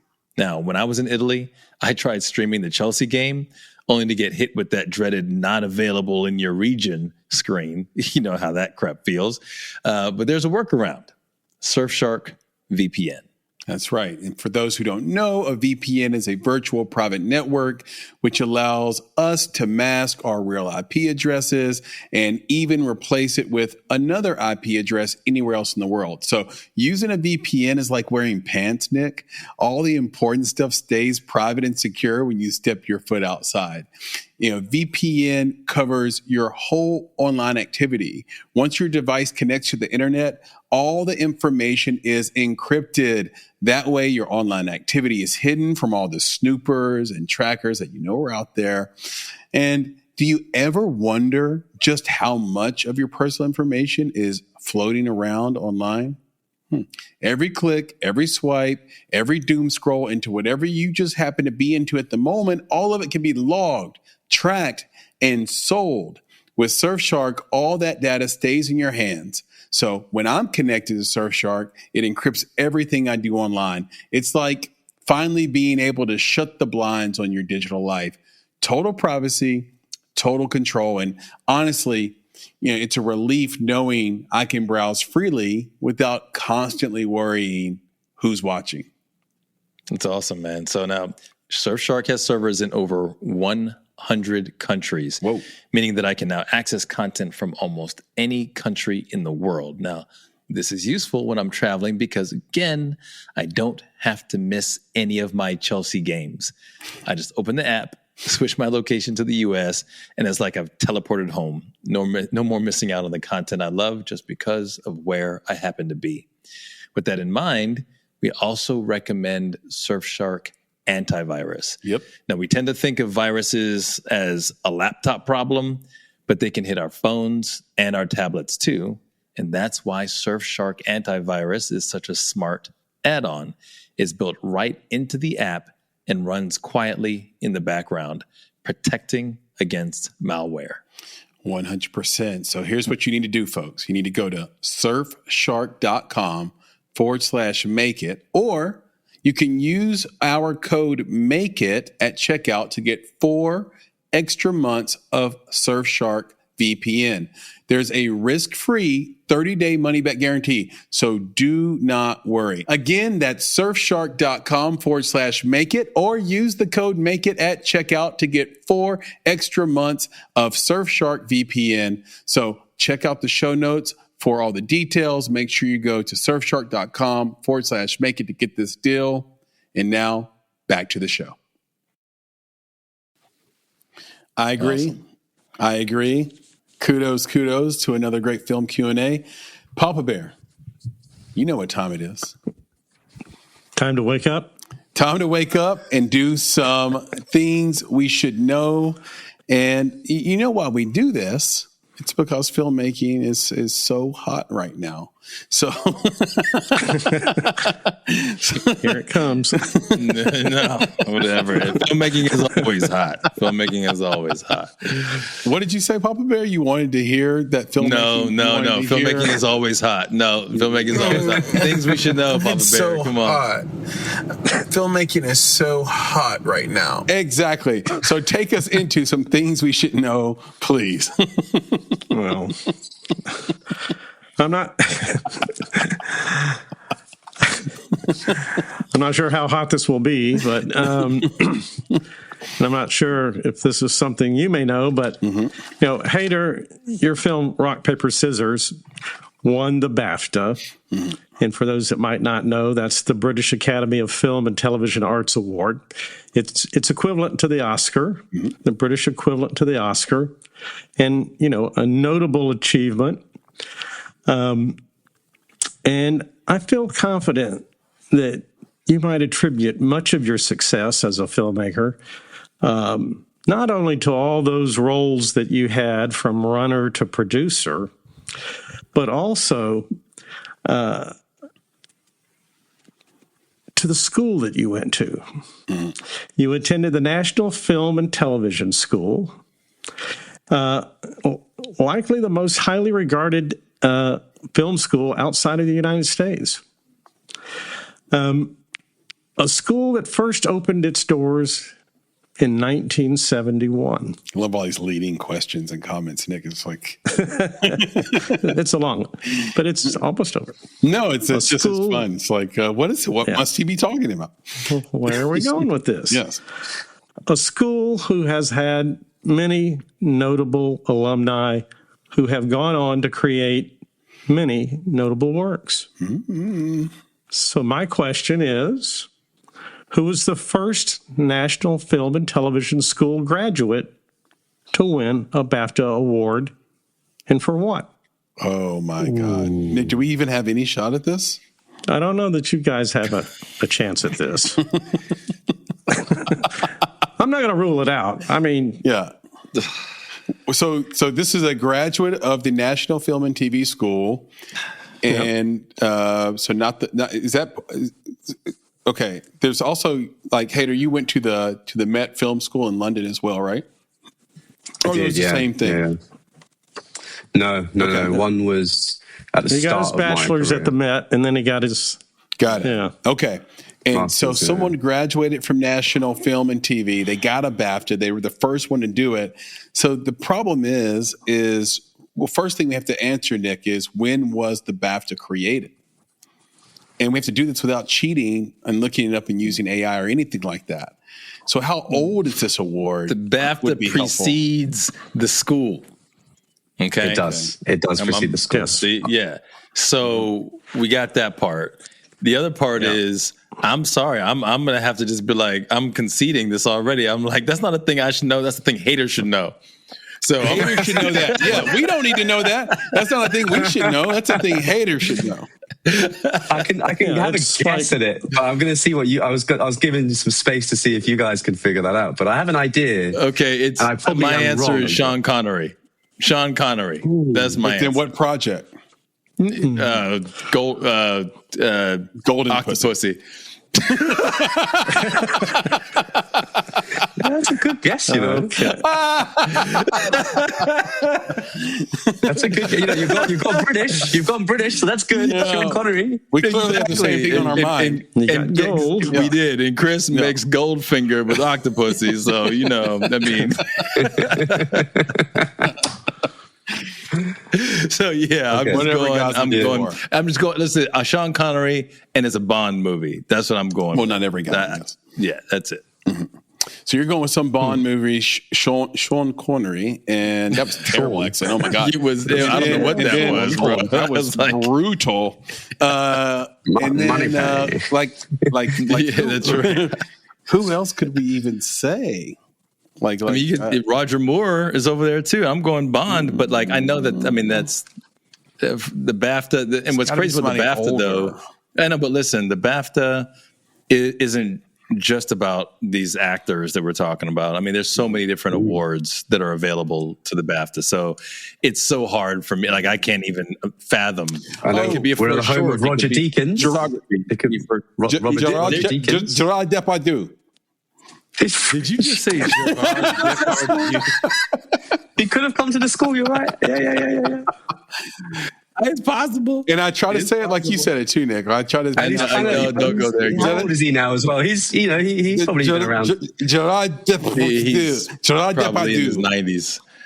Yes. Gerard Depardieu. Gerard Depardieu. Je ne sais quoi. Je ne sais quoi with Gerard Depardieu. Yeah, no. Chris is over here like hawking something up in his throat. Okay, Papa. No. Hayder, what's your guess? You said you had a guess. You said So I have Roger a Deakins. guess. Oh, Roger. No, that wasn't my guess. That was my suggestion, actually. Oh. My guess is, so one of the biggest exports from the National Film and Television School, the NFTS, was a chap named Nick Park, who created Wallace and Gromit, which is an animation, stop motion animation. Yep. And that was his up for an Oscar last year. Yeah, so they won the BAFTA last year for I don't know about I think they might have won the Oscar as well, but that was created as his graduation project. He did a short animation film, which then went on to be hugely successful, which has now spawned many feature films, TV series, and I think is like a national icon for the British. Yep. However, I don't know if that was the first BAFTA, but he was probably one of the most prolific alumni of the NFTS. What year do you think he did that? Wait, that wasn't in the question. You didn't say year. You said name. He just asking. I mean, Wallace and Gromit, I feel like it could be in the 70s or 80s. I think it feels like it could be the 70s or 80s. He could be the first. Okay. I bet this is a trick question. I bet it's super obscure. I bet it is Sean Connery. That's playing it safe. Yeah. All right. Come on, man. Here we go. Bet. Let's hear it. So, from the 1971 inaugural class of the National Film and Television School, the BAFTA for Best Documentary was awarded to director Nicholas Broomfield and his wife. I'm going to write this down. For his 1981 film, Soldier Girls. Soldier Girls. Have you seen this film, Hayder? I don't think I have. I haven't either. I didn't. I think a lot of the documentary, because it's specialist in the film school. So you specialize in your, I specialized with producing. You can specialize as a documentary director or filmmaker. And I think that would probably be something that they would know about. Wow. But that's great. Okay. I'm actually glad that it's a documentary. I'm glad it's a documentary. Yeah. Yeah. And here's the thing, like, I'm just curious about that. 62% of your people would be happy about that. There you go. Look at him remember those numbers. But here's the thing. So is it a coincidence that the first year, you said it was a first year graduate won? Now, he won. No. That's what he said, right? No. He said he graduated in 71. The movie came out in 81. No, I know when the movie came out, but I'm saying first year graduate of the school. No. Right? First graduate to win a BAFTA. The school opened in 1971, and he was in the inaugural class. Then he won it in 73, 74. That's what I'm saying. The first class of the school, and he wins a BAFTA. You know what I'm saying? Like that. Doesn't that prove the school? Shout out the NFTS. Yeah. They're great. Well, that does prove the school. The school has over 13 BAFTAs now, and has been nominated for BAFTAs over 33 times. Wow. But this Soldier's Girl documentary was shot in 14 weeks in Fort Gordon, Georgia, about several women training in the U.S. Army. Wow. Give me his name again. Nicholas what? Nick what? Broomfield. Spell it, Papa. I think he's quite a very successful now, actually. Yeah. Spell broom and spell field. I got it. Nick Broomfield. It's spelled just the way it sounds. There was another documentary made in the year 2001, just 20 years later, by the renowned filmmaker Silk the Shocker, and it was about the rapper Soulja Boy. Bruh, and it was amazing. Soldier Girls. Come on, man. Come on, man. Did you have Silk the Shocker on your bingo card today, Nick? Come on now. No. Well, I think Hayder mentioned Roger Deakins. Yeah, he did. Yeah, he's been very prolific. Of course. He's won 5 BAFTAs. But the first one was in 2001. I still can't get over that scene he shot in 1916, Papa Bear. Was that the war 1917 film that he did? 1917. Sorry, I still can't get over that. I can't get over that shot. I can't get over the running shot as he's running when it's kind of like. Yes, I can't get over it. I still to this day I'm like, because when you find out he didn't use, like when you find out what he used to do it, it was like. It was basic filmmaking, like it was filmmaking 101 stuff. That sounds too simplistic. He didn't use any tricks. He had a camera, he had a rig on a rail, and just moved with them.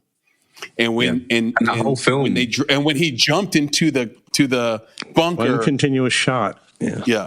The one. I can't get over that. The way that movie was shot made that movie in a lot of ways to me.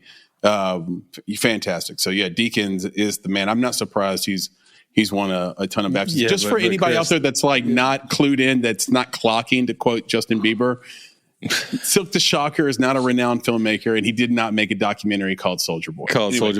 And I'm laughing on the inside that my man is quoting Justin Bieber. But besides that, I just he's a relevant guy, you know. That's a Justin Bieber. Exactly. 50 years from now, he's going to be a legendary guy, you know. That's right. He's the Biebs, right? He's the Biebs. See, he's saved on the Biebs. But I will say again, right? I am going to reiterate, which means I'm going to double down on the simple fact that that's a thing Hayder should know. That is. And Papa Bear, you did the damn thing again. That is definitely a thing that Hayder should know. I guarantee he's dropping that on somebody at his very next cocktail party. That's right. He is. He's like, very next cocktail party. Let me tell you something 100%. About let me just share from the school that I went to. Broomfield. No, you understand the first inaugural class. That's how it's going to start. You understand the first inaugural class. Exactly. Yeah. I should ask that question before you're coming in, before they accept you in the school. Another tidbit for those that might be checking it out. Bill Forsyth was also a graduate of the National Film and Television School. All right. He had one out in 1981 as well. Well, I missaid that. He went to the school. Mm-hmm. He did get a BAFTA in 1981, but he only went to the school for 3 months. He never graduated. Oh, God. He's the Howard Rourke of filmmaking. Yeah, so he could have gotten the dropout. He tied, for the same year, but he wasn't a graduate. He learned all he needed to learn. He was out of there. Yeah, he's like, I'm good. He was already making movies before he went there. So lucky guy. Well, one tidbit for you, go ahead. Papa Bear, please, is that one of the alumni, one of our most famous alumni, was a director called David Yates, who was the director of the Harry Potter movies. Yep. Yes, he was. Yes. I found him in the list as well. There's this big online kerfuffle about Harry Potter. Have you guys read this? He's very famous. About Harry Potter, like what's going on, this kerfuffle about the fact that like when you rewatch the Harry Potter films, Harry doesn't actually do anything. It's just all his homies, all his friends. All his friends do everything. Harry Harry gets all the credit. He gets all the credit because his name is on the title card. Yeah, but really, it's Hermione and the redheaded dude that's doing everything. he just comes in and I'll take the lot. He'll buy all the food off the train and then no one else. Some guy's waiting for a sandwich at the other end of the train. He's like, oh man, that Harry kid took all of the sandwiches. Come on. Yes. Right, bro. And Chris, you're everybody who's not a Harry Potter fan. Literally, you're everybody. When you said Hermione, because everybody knows Hermione's name, and then redheaded dude. Redhead dude. We don't know his name. I told you, bro. I told you how I grew up. Yeah, hey, just saying. I didn't have time for it. No, this in these Hermione. streets. I think his name's Frodo. Right. If these Frodo, Hermione, and Harry.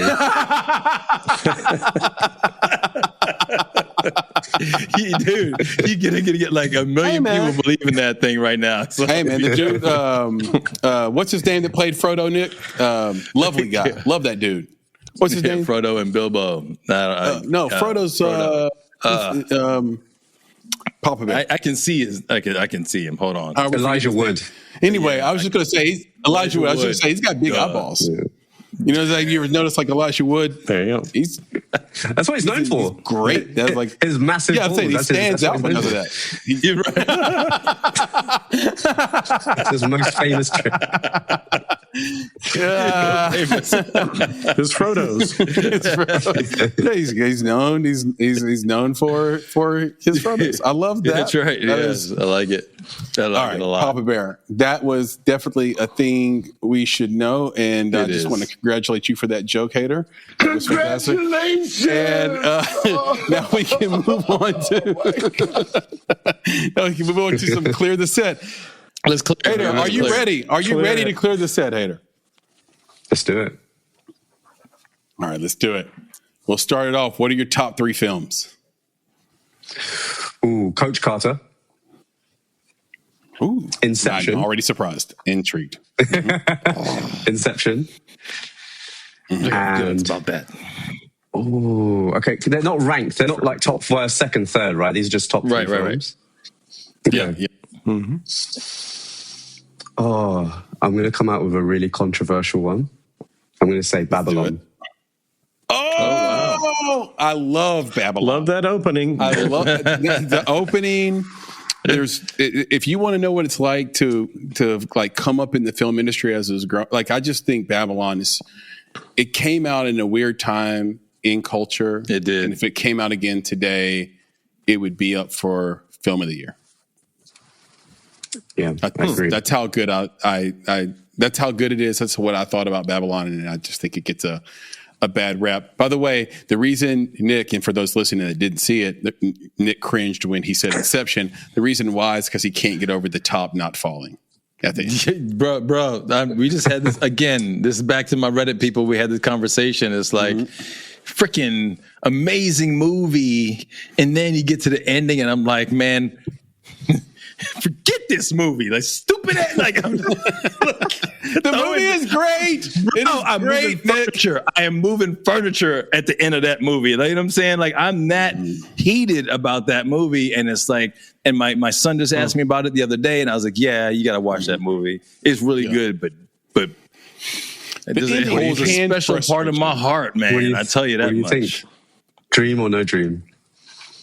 Is he gone deeper? I'm not even going to answer that question because that's what it did to me at the end. It's like you can't even answer that question. Like, what are you supposed to do? Like, because remember, like you're trying to figure that out for yourself as the audience, but then at the same time, you're like, well, what does the artist intend? It's like when you go to a restaurant, right? I don't want to put a bunch of extra stuff on the food because I want to eat it as the chef intended. And that was my problem with that dag burn movie. I don't know what the chef intended.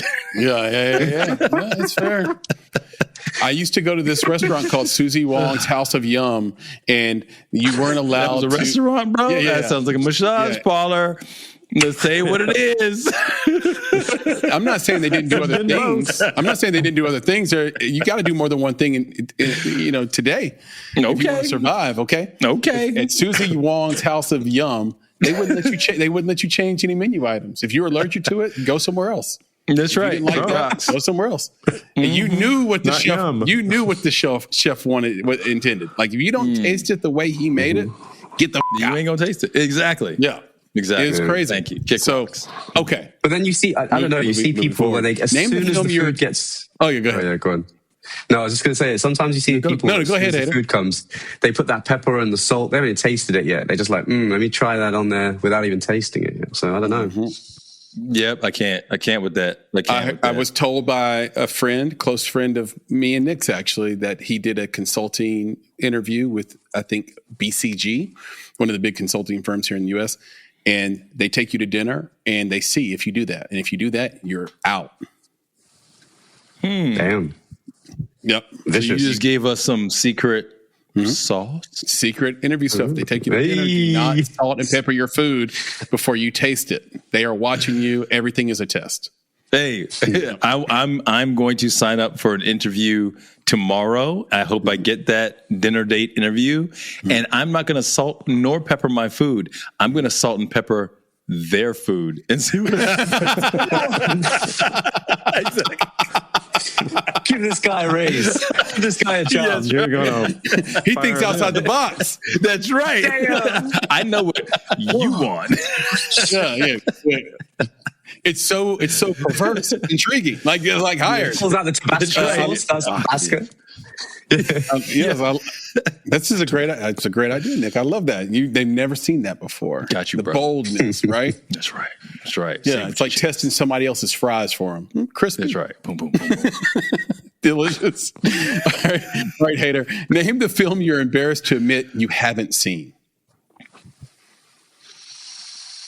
Oh, you know what? It's a long list of films that I haven't seen. Sound of Music. Yeah.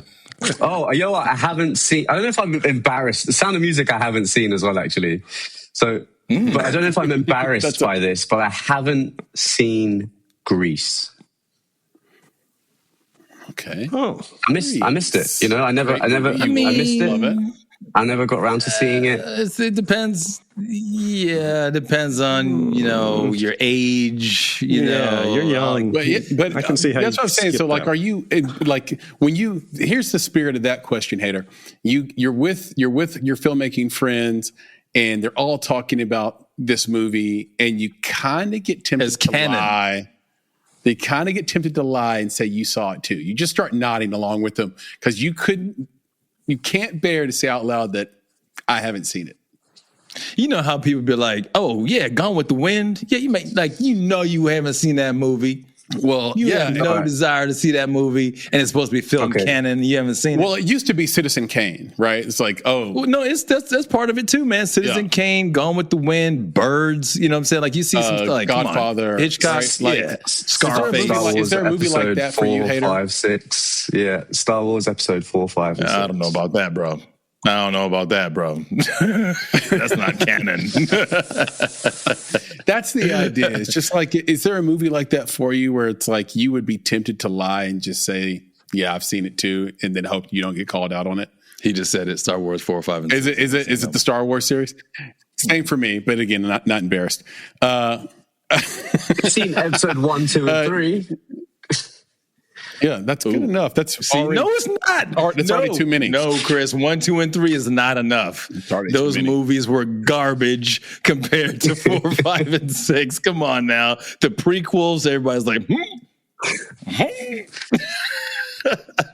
I think I was out once they introduced Jar Jar Binks and Cadence, and I'm sorry. It was ridiculous. Yeah, Jar Jar. But I'm not. We're not going to get there. We're not going to go there because we're not trying to piss off the Star Wars people. Love you, Star Wars people. Exactly, we love you with all. Well, I don't know. I feel like I've just been cancelled by the Star Wars people now. I don't know. Like if you've got a lot of Star Wars people, I've seen parts of all of them. The Star Trek people will embrace you with open arms. Exactly, but 4, 5, and 6 is legit. 1, 2, and 3 is I don't know. Yeah. I've seen parts of it. Okay, so before I get crucified by your people, I have seen I've seen many. just not all of it. Yeah, you go over to somebody's house, they've got it on TV, you look at it a little while. I've seen it. I've just not seen all of it. What else you got on this, man? Yeah. What was that? What was the name of this? You just reminded me, Papa Bear, of what was when I hosted that fundraiser earlier this year at the African American Museum. What was the name of the film that Mark Ruffalo was in? Do you remember the name of that movie Mark Ruffalo was in? Oh, it's so memorable. Yeah, it was very memorable. I'll never forget the movie, but I can't remember the name of it. Actually, it was like, but basically, it was about HIV in the 80s in the U.S. Hayder, and I had to watch this film to prepare for I had to watch the whole film, right, and just take notes to prepare to host this event that was featuring this film. Okay. And if you guys get the name while I'm talking, just say it. And there's a lot of homosexuality in it, right? And it's very full frontal, like nudity, all the stuff, okay? And I am playing this because in my brother-in-law's condo. And it's on, and he's watching it with me, just talking back and forth to all the people in the room. And I mean, every part of the human body and anatomy has been seen and used at this point. We're 30, 45 minutes into the movie, okay? He turns to me and says in full sincerity and with no irony whatsoever, "Do you realize that everyone in this movie is gay?"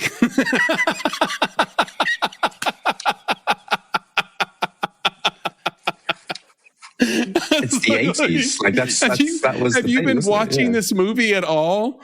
The opening scene was a penis. It was the opening scene.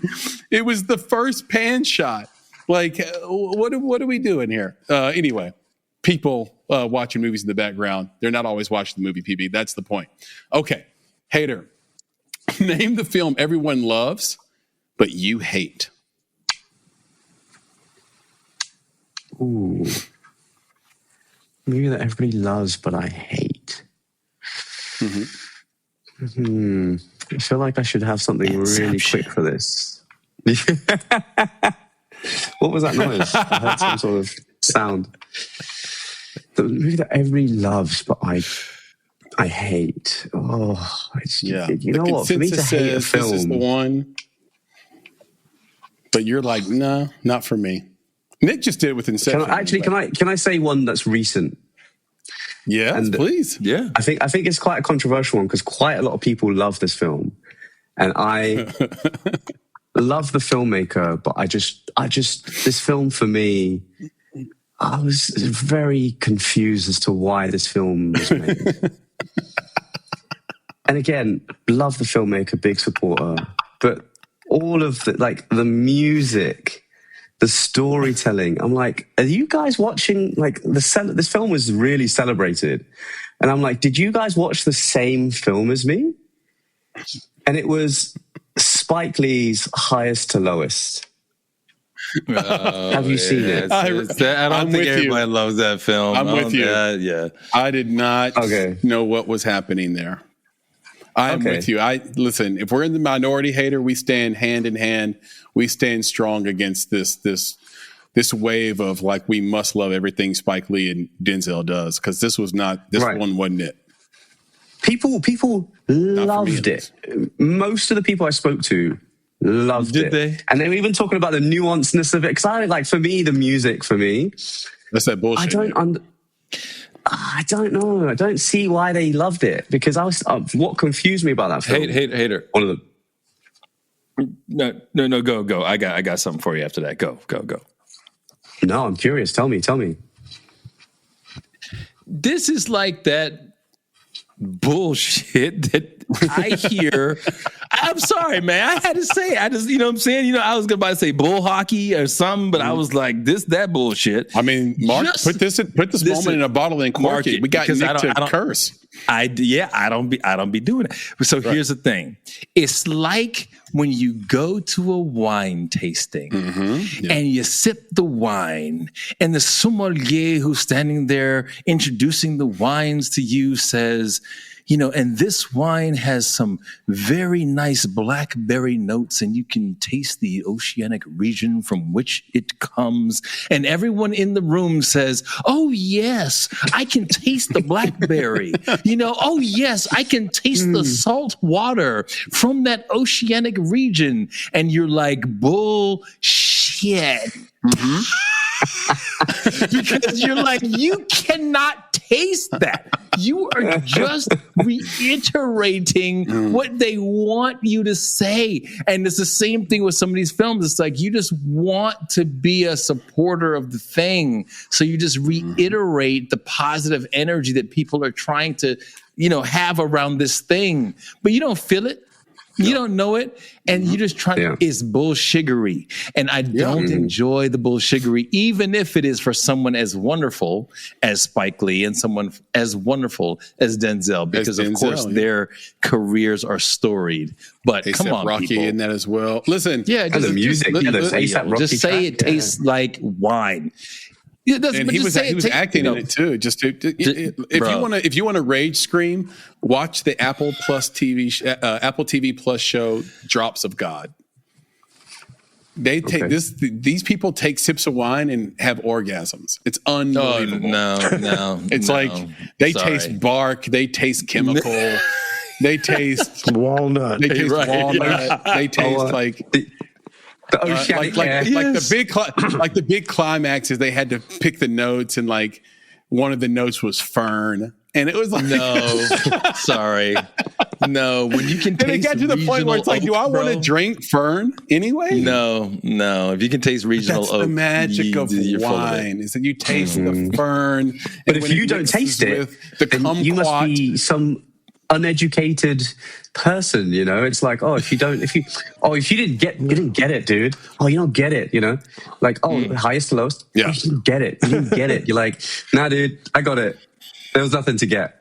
Yeah, Thank you for saying what needed to be said, Hayder. Favorite cheat day meal? You look like a fit man. Favorite cheat day meal for you? Oh, I love a smash burger. Yep. I love a smash burger. You know what? That came a little too quickly. Favorite film? Oh, I couldn't tell you. Favorite food? Smash burger. Nice. Where do you get your our kids on that? They enjoyed that. Yeah. Where from? Where do you get your smash burgers from? Yeah. I love a Shake Shack. I love a Shake Shack. I could eat Shake Shack 3 days a week. Wow. them crinkle cut fries. Cheat. Yeah, man. Yeah. I could eat that now. I could. Here's one I saved earlier. I could eat that now. You mentioned it earlier in the show that you've been all over the world with this film, but you've been all over the world in general. Most underrated vacation spot? Ooh, most underrated. You know what? I think because I've just come from there, it comes to my mind immediately. But I think Guadalajara in Mexico. I think a lot of people go to Mexico. They go to Tulum, they go to Cancun. It's very easy to go to these beach spots, or Mexico City for the Aztecas or the Mayans. I can see why they would go to that, but having just come back from Guadalajara in Mexico, what a beautiful people, what a beautiful city. There's so much to see, so much to experience. And one of the big things that I liked about Guadalajara as well is the distance to tequila.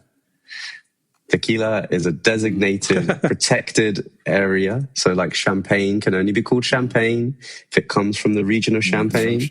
Tequila, in France. Tequila can only be called tequila if it's made in the tequila region.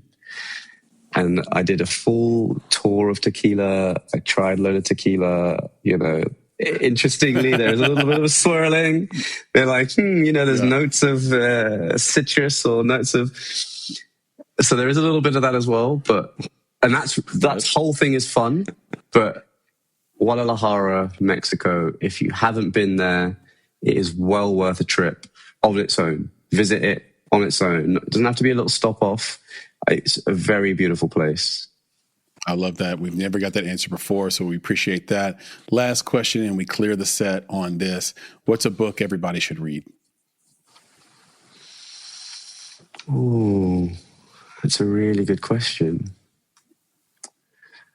I think, and this might be very specific for me as a producer, and this might go towards the whole value creation element as well. I read Shoe Dog by Philip Knight. And Shoe Dog write that down. is the story of how Nike became Nike. And it's a really interesting book that if you're interested in business, if you're interested in how Nike, a lot of people tend to kind of look at a lot of these brands around us and they just assume that this is how life has always been. This has always existed. Like Nike has always been a giant. Nike's been around since before certain people. There's people out there that it's before their time. They don't know a world without Nike. But someone created Nike. Someone built it from the ground. Someone had that vision. Someone went out there and they did it and they made it. And now Nike is who they are now. And this is the book and the story of Phil Knight, who is the creator of Nike. And you get to see into the insights a little bit of how that came to exist. And I think that's really, even as a filmmaker, that's really interesting to see, because as a filmmaker, especially as a producer, part of my role is to kind of go out there and create something that didn't already exist. Disney is not a brand, it's a person's surname. Favorite Disney princess, Disney film, Disney pajamas, Disney Plus, Disney everything, like that was someone's story that they started and they made something. So yeah, Phil Knight, Shoe Dog. Yeah. Love it. That is great. And we have now officially cleared the set. Hayder, you've been incredible. This has been so much fun. We could probably do this for 2 more hours. See, it told you. But just so the audience knows, Hayder's sitting in London right now. It's got to be at least 1:30 a.m. in the morning right now. It's 2 plus o'clock in the morning, bro. Is he 2:36? 2:36. That's how much fun it's been. The time's flying. Hayder's up with us, right, folks? He is hanging with us. Let's do another episode. We could do that.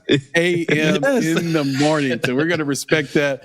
Can you tell everybody where they can find you on social media, find you on the internet, support your work, watch your work, and follow your journey? Absolutely, yeah. So you can find me on Instagram on hoozeer.film. That's HOOZER.film. You can follow Rock, Paper, Scissors as we're going into the Oscars campaign. We're contenders for the Oscars 2026. So it'd be really cool to keep an eye out for us. The film is rps.film. It's been an incredible journey with that film. I'd love to share it with everybody so that they can keep track of it. And also the journey of that too, from humble filmmaker to BAFTA winning to Oscar winning, hopefully. Keep an eye out. Let's see if there's any way to kind of keep in touch. Absolutely. We love that. I'm going to go ahead and give him a clap for that. If we can, let's just cheer it up for him. Let's go. Let's go. Let's go. Let's go. Let's go. Let's go. Yes, sir. Yes, sir. I know you're going to do it. We'll end on this like we do every podcast, every episode, every conversation. What does it mean to make it? What does it mean to make it? I think there is something that a lot of people tend to go out and seek within themselves in whatever field that they choose to go to. And I think for me, to make it is being able to kind of be present and looking back at how far I've come to where I am now, and to think back at what I wanted then. And whilst I look forwards to what I want in the future, I'm living what I would have wanted as a kid right now. And I think for me, it's being able to kind of be present and take a beat to see that. Love it, man. Thank you so much for that. And again, Nick, I don't think we've had that answer before. And the thing I love about that little quick segment is that it's unique to each individual guest that we have. And so you can get a different expression of what making it is. as we get different guests from different backgrounds to come on the show. So Hayder, once again, thank you. Thank you to the audience for hanging in. If you're watching this, you can find us at YouTube at The Make It Podcast. If you are listening to it on Apple or Spotify, come over to YouTube, find us at The Make It Podcast, subscribe, like. If you're already watching this, subscribe, like, of course. That's very, very helpful. But if you can only listen to us and or you want to listen to this as well, you can find us on Apple and Spotify and Amazon and all the places as well. If you go over there, 5 stars there. If you got 30 seconds, leave us a review. That'd be awesome. You can reach out to us directly at _Make It Podcast. That's on Instagram, TikTok, and X. So on all 3 of those platforms, you can follow us again, _Make It Podcast. Again, we reply to 100% of all DMs, messages, comments. So definitely engage with us. We'll follow up with you sincerely and quickly as well. So with that, Nick, can you please leave us with the credo? Of course. And before I do that, I have to let Hayder know that if he wants to find success with his film, Rock, Paper, Scissors on the islands of Hawaii, then it's important that he also put the title, just a Hawaiian-specific title of Junk in a Po. Because in Hawaii, instead of saying rock, paper, scissors, they say junk in a Po. Bet y'all didn't know that. That's a thing. You should know. You should know. Junk in a Po. Exactly. Junk in a Po. And with that, I will say, Hayder, this is awesome. We appreciate you. We appreciate your authenticity. We appreciate your openness. We appreciate the fact that you are helping us to educate, inspire, and entertain our audience out there, filmmakers and film lovers alike.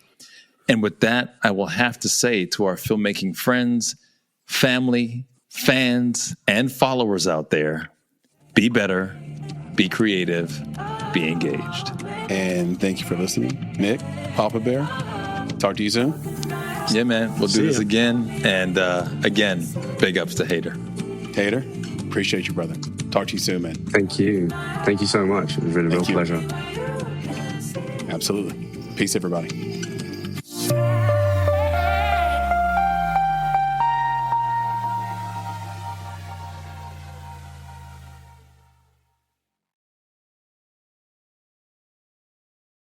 If you're a podcast host, listen up, this one's for you. My name is Allie Jackson. I'm the host of Finding Mr. Height, a dating and relationship podcast that I've been doing for 4 years now, sharing my positive and practical approach to dating that's built on my own life experience. And I wanted to share another experience that I've had, my secret behind monetizing my show. It's called Red Circle, and I was just telling my colleague about how much I love their platform. With Red Circle, not only am I getting a seamless hosting experience, but I also love the support I receive in ad sales. It's not just typical ad sales either. It's targeted opportunities based on my show and my life. And the platform is super simple. You just set your preferences and Red Circle matches you with sponsors that align with your show. You can vet every opportunity and their platform gives you great analytics. More recently too, my Red Circle team has brought me opportunities outside of my podcast on social media to really augment the podcast partnerships, bring them full circle. I just can't recommend them enough. If you want to give it a try, go to redcircle.com to get your free trial. That's redcircle.com for a free trial.